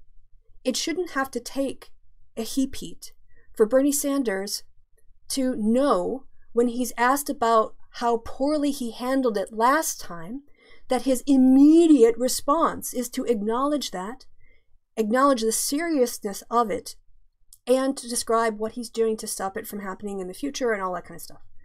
That wasn't his instinct, and that's the problem to me. He just dismissed it because maybe she was a young woman, maybe because he was clearly irritated with her at the beginning because she brought this up and framed it in this way. And he was eager to dismiss her and talk about what he wanted to talk about until a man repeated it to him. So no, who asked the question wouldn't have changed it, because it wasn't the question I had a problem with. It was his response. Hope that helps. Right. Thank you. If I got backing, I like the Bernie video you put up. I just let it speak for itself, because that's what we as women, we see this. And sometimes it helps to point it out, like the Manterrupting with Pierce Morgan kind of video. A lot of people talk about precedent. If we do this, the Democrats will use national emergency powers for something that we don't want.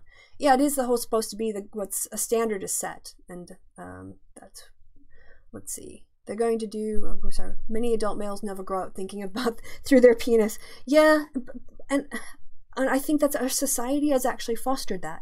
I think our society is one which indulges men's Erlaubnis. Is it permission? The first word that came to my mind was German. The Erlaubnis. They have the permission to just talk about their sexuality and their penises in the way that I can't as a woman. I mean, I could, but I would get really weird looks if I start talking about my clitoris or what I want some guy to do, or who, I would be shamed as a slut if I talked about who I wouldn't sleep with the way that men do without thinking. Just reflectively, they'll see, something, and apropos of nothing, they'll go, I'll hit that. Like, nobody asked. Nobody cares who, like, why do you think she would hit, that with you? But this is just like, oh, here's who I would have sex with. It's very strange to me. Maybe because women aren't allowed to say those kinds of things without some sort of social, that sort of social punishment. Has Trump ever had to say the word empathy? HK asks. I don't know. I can't even imagine. If he did, it would probably be because he would. If I were going to find text where Trump was mentioning the word empathy, I would actually predict that he was talking about somebody who was empathetic towards him, not the other way around. So, it was me, Kristi. Okay, I don't know who, what you're taking credit for, but it was Jonathan who did that. Let's see. He's Spartacus. Some random geek is saying he's Spartacus. I'm Spartacus. No, I'm Spartacus. We're gonna. Oh God, could we just like? I don't want everything to become dissolve. Could we not have everything become centered around Bernie Sanders for the next year and a half?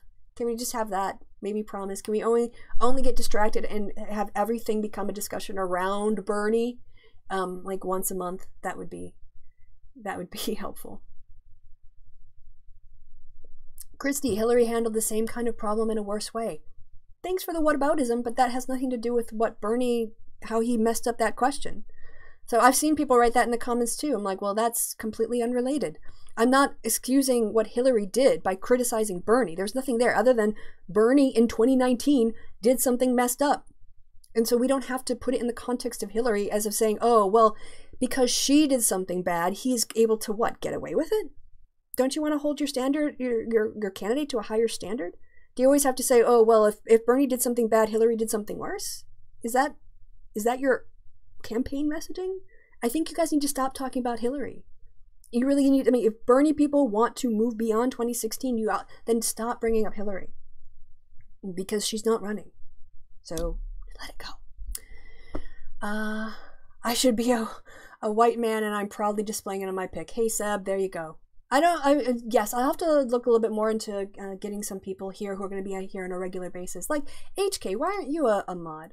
Seb, I don't know if I've interacted with you enough to feel like, but HK gave me money, so you definitely get to be a mod. No, I'm kidding. There's no pay to play access here. It's all based on reputation. Do I find myself thinking more in German since I've been living there? Definitely. One, I'm just trying to think more in German because I want to get better at speaking German. But the way that I've been doing that, I'm to the point now where I know enough German to be able to teach myself German. So I know enough about the German grammar and the German structures that when I'm watching something in Netflix, I almost always, if it's available, have the German subtitles on if I'm listening to it in English.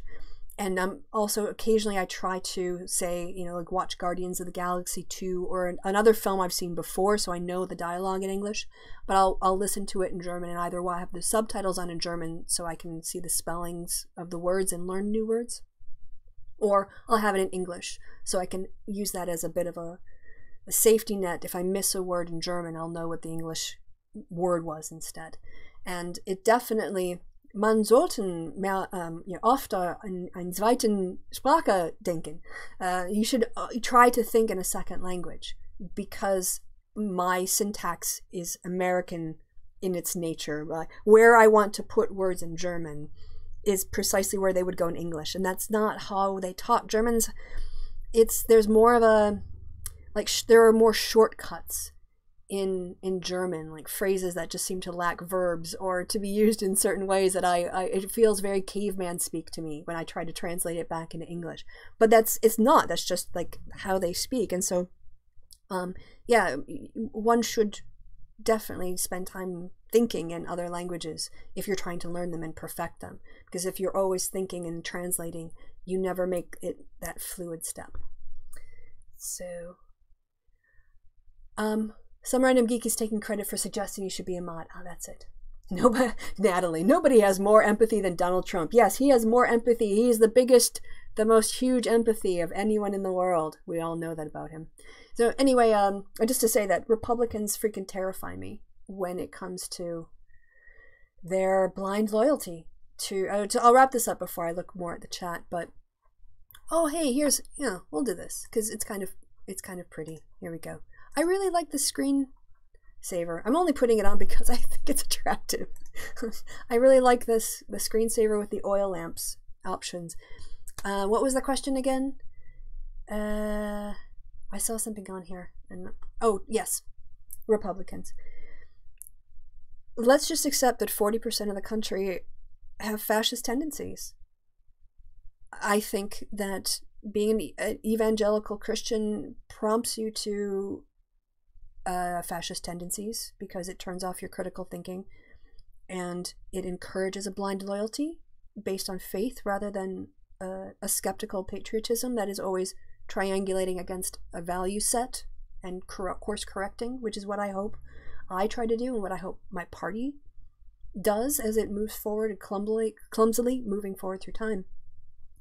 If it is the case that 40% of Americans are just open to a fascist leader under the guise of democratic legitimacy, it is not enough for those of us who oppose him to just get out the vote. We need to not only get out our own base and on people, independents who agree with us. I think we need to really work in this next cycle, and having a really active and diverse democratic field will help in this. We need mass voter registration campaigns in places that don't have automatic voter registration. And I do think, and one can say there's a lot of problems with having a very large field of candidates, competing for the Democratic the Democratic candidacy for the presidency.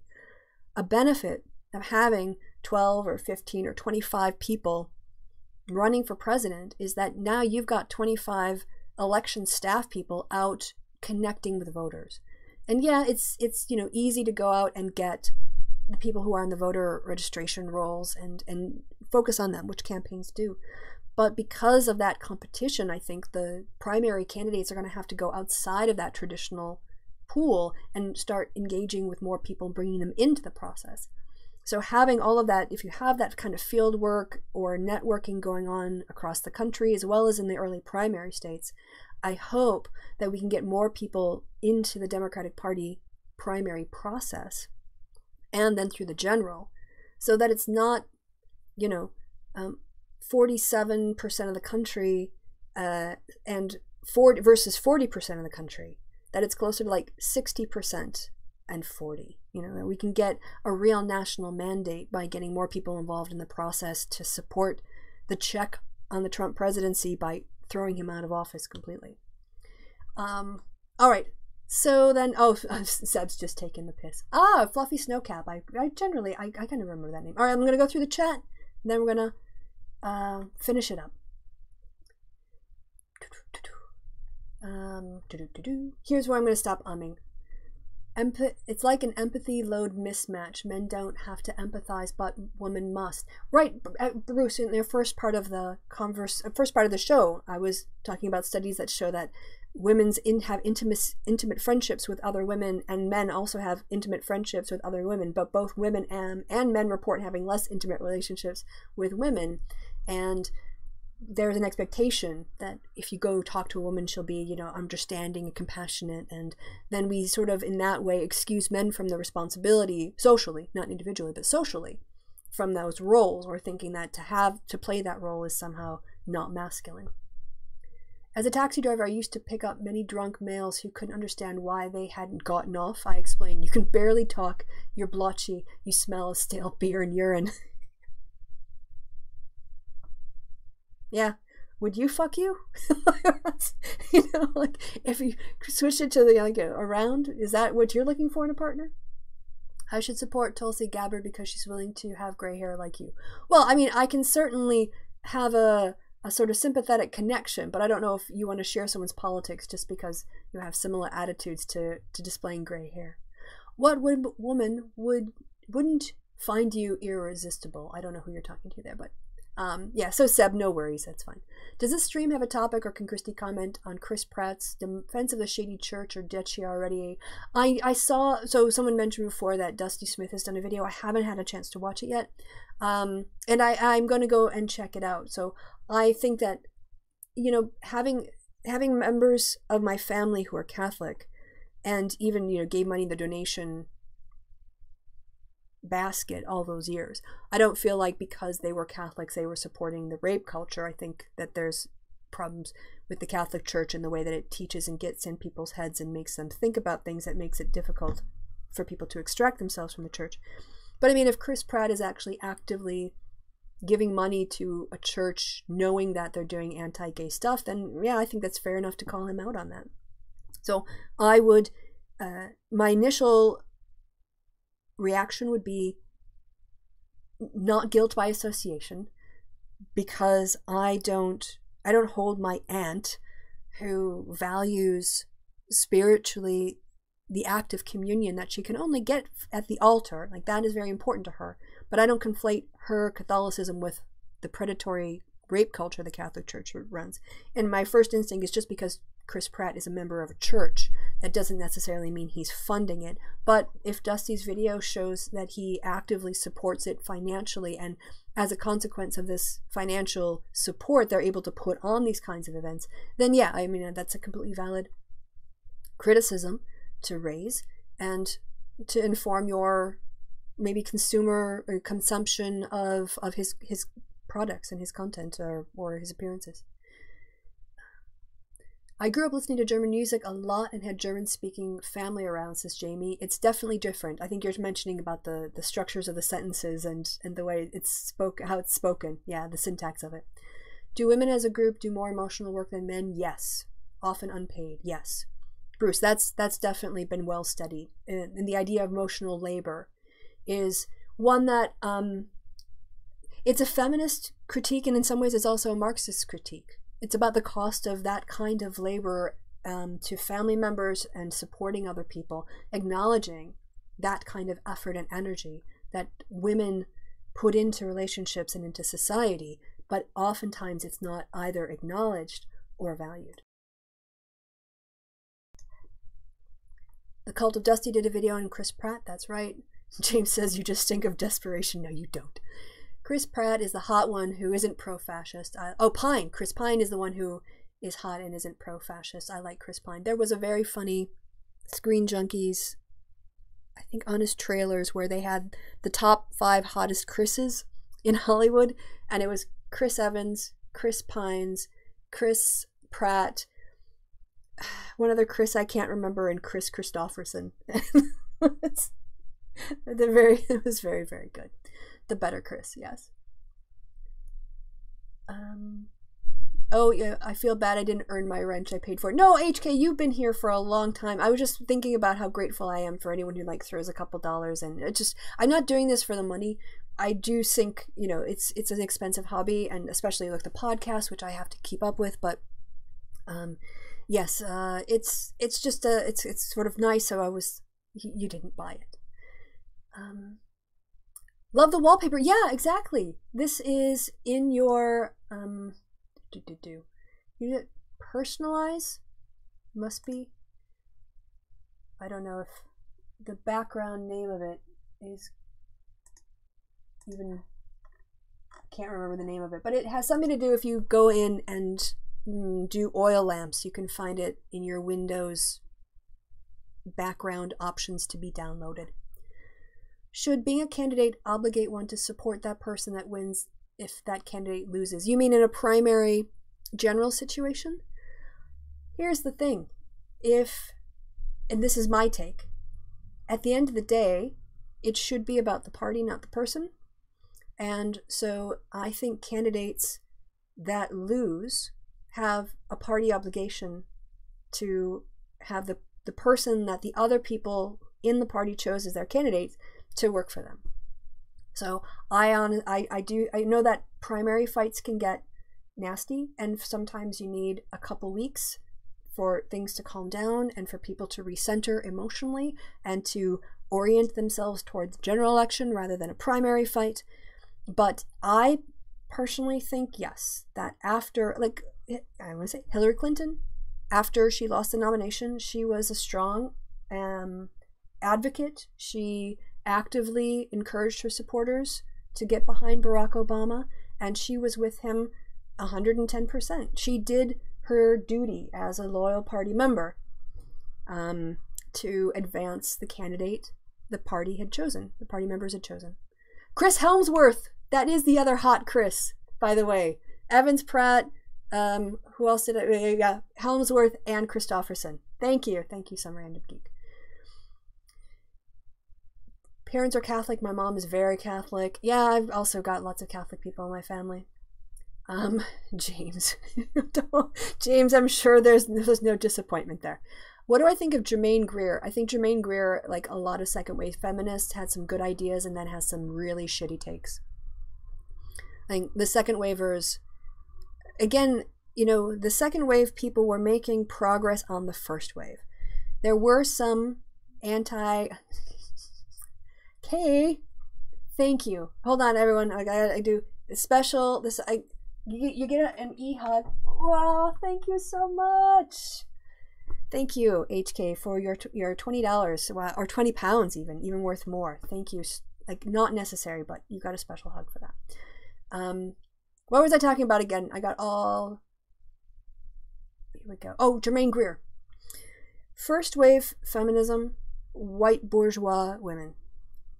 Some of the topics that they cared about are universalist, like the education of girls in principle, and married women's property being retained on marriage is universal in theory. But essentially it was bourgeois concerns that drove first wave feminism, especially centered around establishing women's legal personhood. because it didn't exist.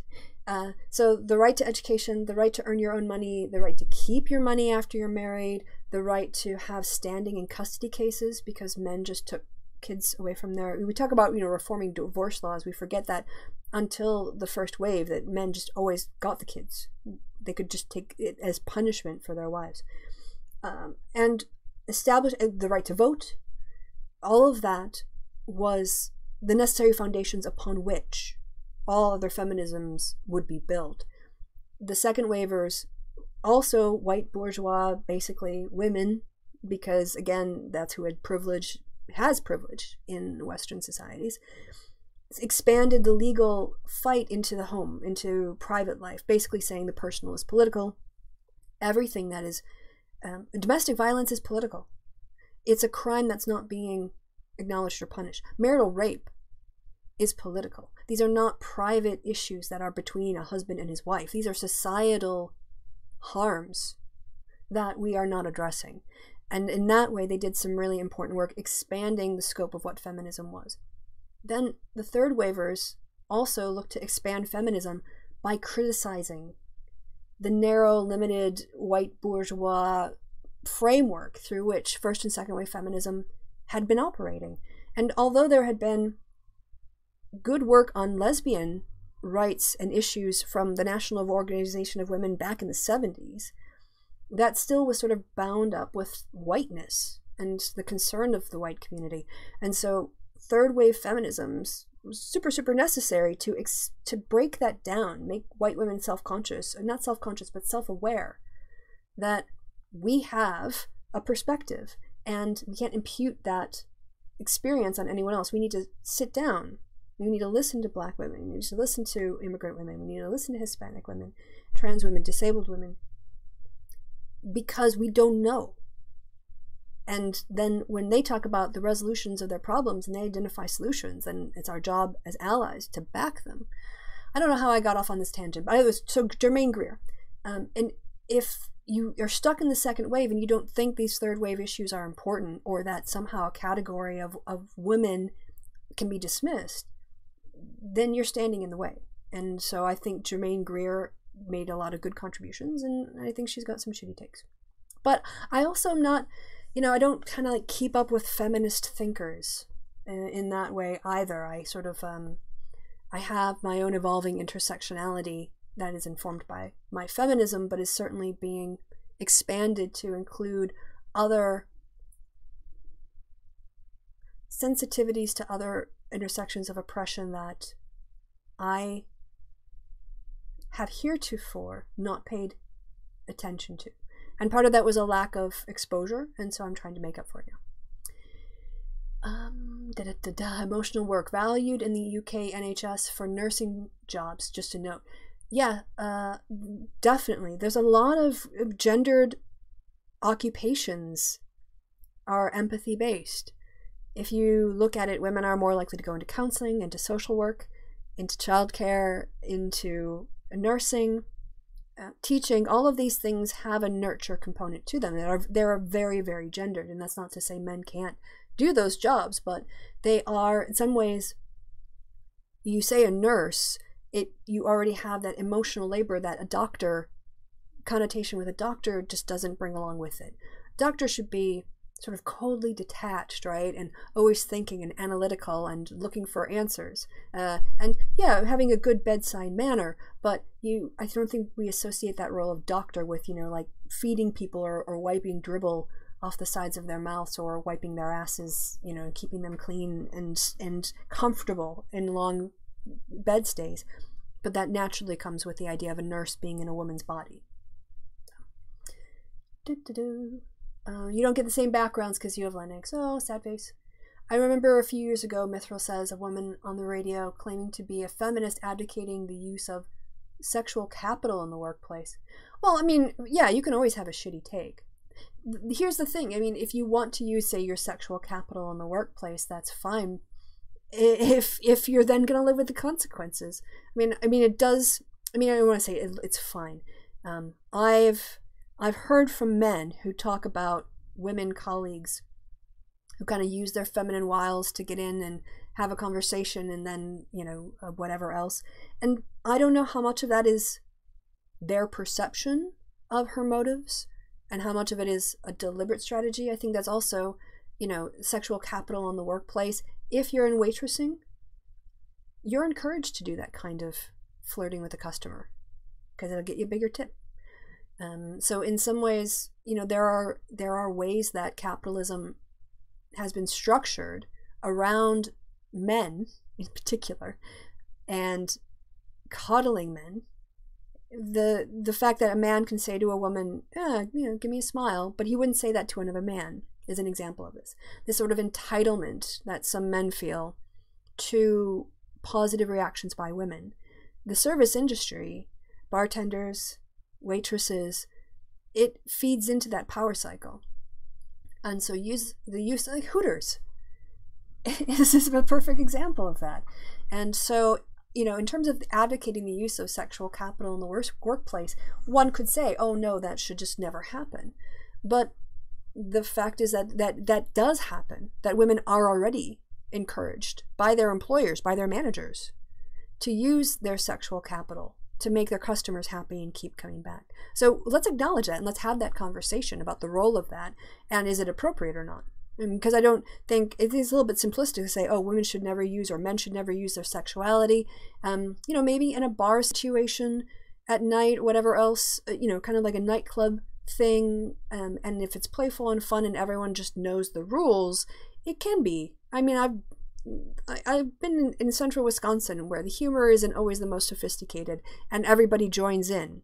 So I don't want to just be a prude and say you should never have that kind of interaction in the workplace. The question is, where are the lines drawn?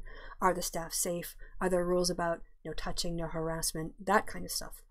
I don't think we have time for it today, but maybe in the future.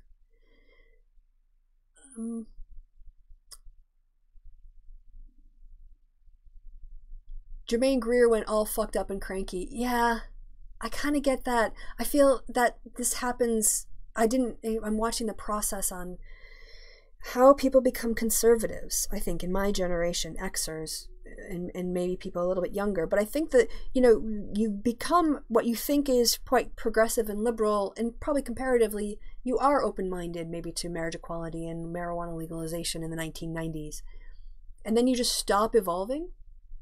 So it's not that, like, that people are getting, I think people in our generation are getting more conservative, saying, oh, we need to go back and roll back rights, so much as they've just stopped evolving.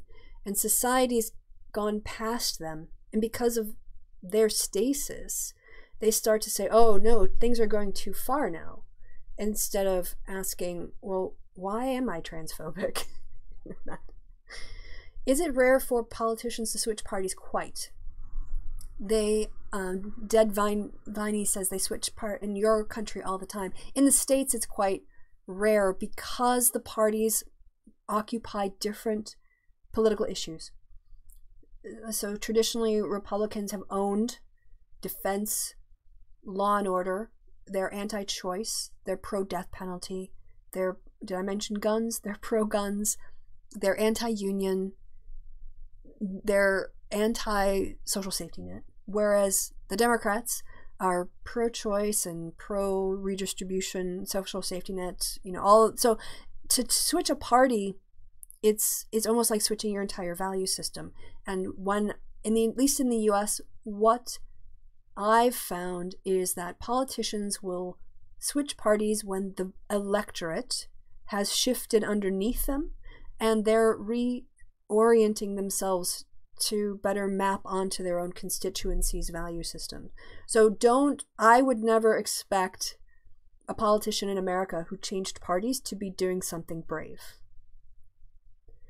They're usually doing something politically expedient.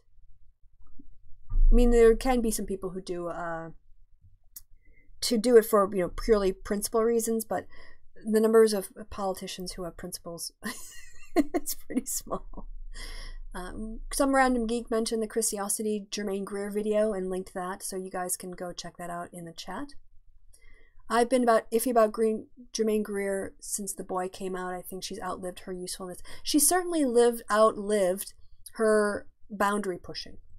This is what I mean in terms of like, you know, you push boundaries and then suddenly you think this is as far as we need to go. People come up from behind you and grab the boundary and they start pushing it forward, going, no, no, no, it should be over here. And you're like, no, no, it's fine here. I'm comfortable here. Then again, there's 20 parties in your general elections, Dead Viney. That's a lot. Politicians used to switch parties a lot here in Australia in the early 20th century. Now not so common. Looking down, Kristi, what do I think about the ethics of sex work? I am in favor of physically safe, physically healthy, and in other ways, you know, protective, legal sex work. Mostly because we've always had sex work, and therefore, to try to go against what I think is the human condition is a little bit of a Sisyphean task.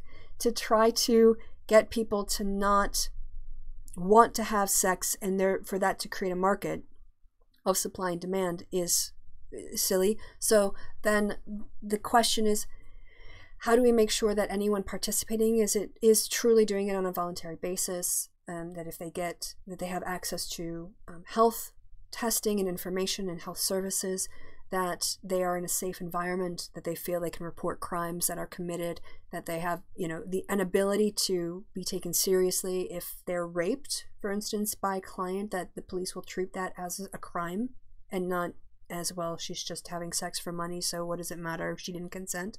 I think if you have a situation where you make it, you optimize the humanity part of it, then I don't think that there is an ethical problem per se in the concept of sex work. If you have someone cheating on their spouse, that's a different sort of ethics. So I don't want to bring in the morality of the individuals. But in terms of an exchange, I don't think that it's inherently immoral for people to exchange, you know, like sex for money. Because we exchange our labor for money all the time. So you can say, oh, well, I'm going to, you know, this kind of exchange of labor for money is okay, but this one's not. For me, the concern is more that any woman or man or trans person who goes into sex work is safe. And that the clients, too, are in a situation where their health is not being put at risk. And that's where I come down on it.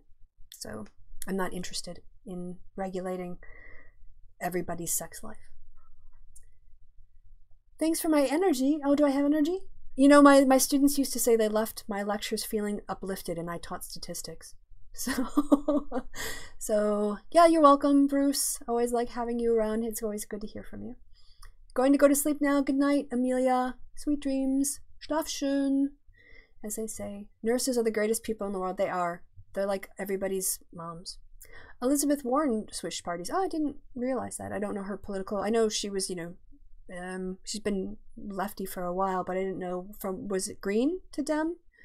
So, look at the Tiggers in the UK. 11 of them just killed. Oh, these are the independent people. Yeah, it's quite unusual in the UK for people to switch parties like that. That is quite unusual. I think it's, how you say, it's a symptom of the crises of Brexit, which we haven't even talked about. So, but yeah, I think that kind of stuff is in reaction to the crisis of Brexit and the pressure Brexit is putting on the parties. Just like Trump is an existential threat to the American system, and it's currently being stressed by a dictator, a guy with dictatorial tendencies. Sex work is work. I agree. Will there be sex workers after the revolution? And some random geek says yes. I was originally an independent. I was with the GOP for a while because I really thought it was a party that was principled in its conservative approach to economics and markets. I feel the GOP has, I feel like the GOP party just left that, Warren said. Really? Holy shit. People want to give Hillary Clinton a hard time. I mean, I guess if, you know, I was with the GOP for a while when you're like in college, maybe you're first getting out, but, and also to be fair, when we talk about a conservative approach to economics and the markets, it is difficult to compare the Republican Party of today to like the kinds of debates that were happening 30 or 40 years ago. Yeah, Warren was a Republican about 30 years ago. And that was the sort of Reaganism in reaction to perceptions of government failings and big government failings of the 1960s and 70s. So we shouldn't judge Warren by the republicanism that we see today. And thanks for the link source, by the way. Brexit, oh my effing gosh, says Bruce. Yeah, we won't get into that. Well, I managed to natter on. I said it was going to end a long time ago, and I've not only gone past that, I've gone past the usual 2-hour show time anyway. So I will immediately after this set up tomorrow's show for 1 o'clock, so it'll be a 1 hour later start. Can either sleep in or whatever else. It's a national holiday here. It's some sort of Catholic thing, and so we have off. Hey, I'm an atheist, I'll take a paid day vacation. That's fine for me. So that means I'll be able to do a show tomorrow, and then otherwise we'll have the regular one on the following Sunday. So hey guys, thank you to HK for the contribution again, and I gave you a special e-hug. And I'm gonna say I'll give out e-hugs for super chats, just because I am so touched. That is how I can express myself. Also, I'm not violating any consent, because you don't have to accept my hug. It's just on screen. You don't need to take it. And I also saw, to be fair, who is it? Dad's React, Script World, one of the hip hop reaction channels. They give hugs out to their viewers. So, and to be honest, when they get up and they go, and technically everybody gets a hug when I'm doing it, right? So it's meant for the person with the contribution, but you all get to benefit from it. And they get up and they pretend to hug the camera and like, oh, that one is a really, a tight squeeze. It actually makes me feel kind of good. So I'm going to adopt that as a way to express my gratitude. It's not to encourage you to give me money to give you a hug. It's to show that when someone does that, I genuinely appreciate it. Okay. Yes. Bye, Lee. See you tomorrow, TCS. See you tomorrow, Seb and Bruce and Summer and Geek and 250 and Dead Viney and everybody else in the chat. It was really good. Yes, and we'll see you tomorrow.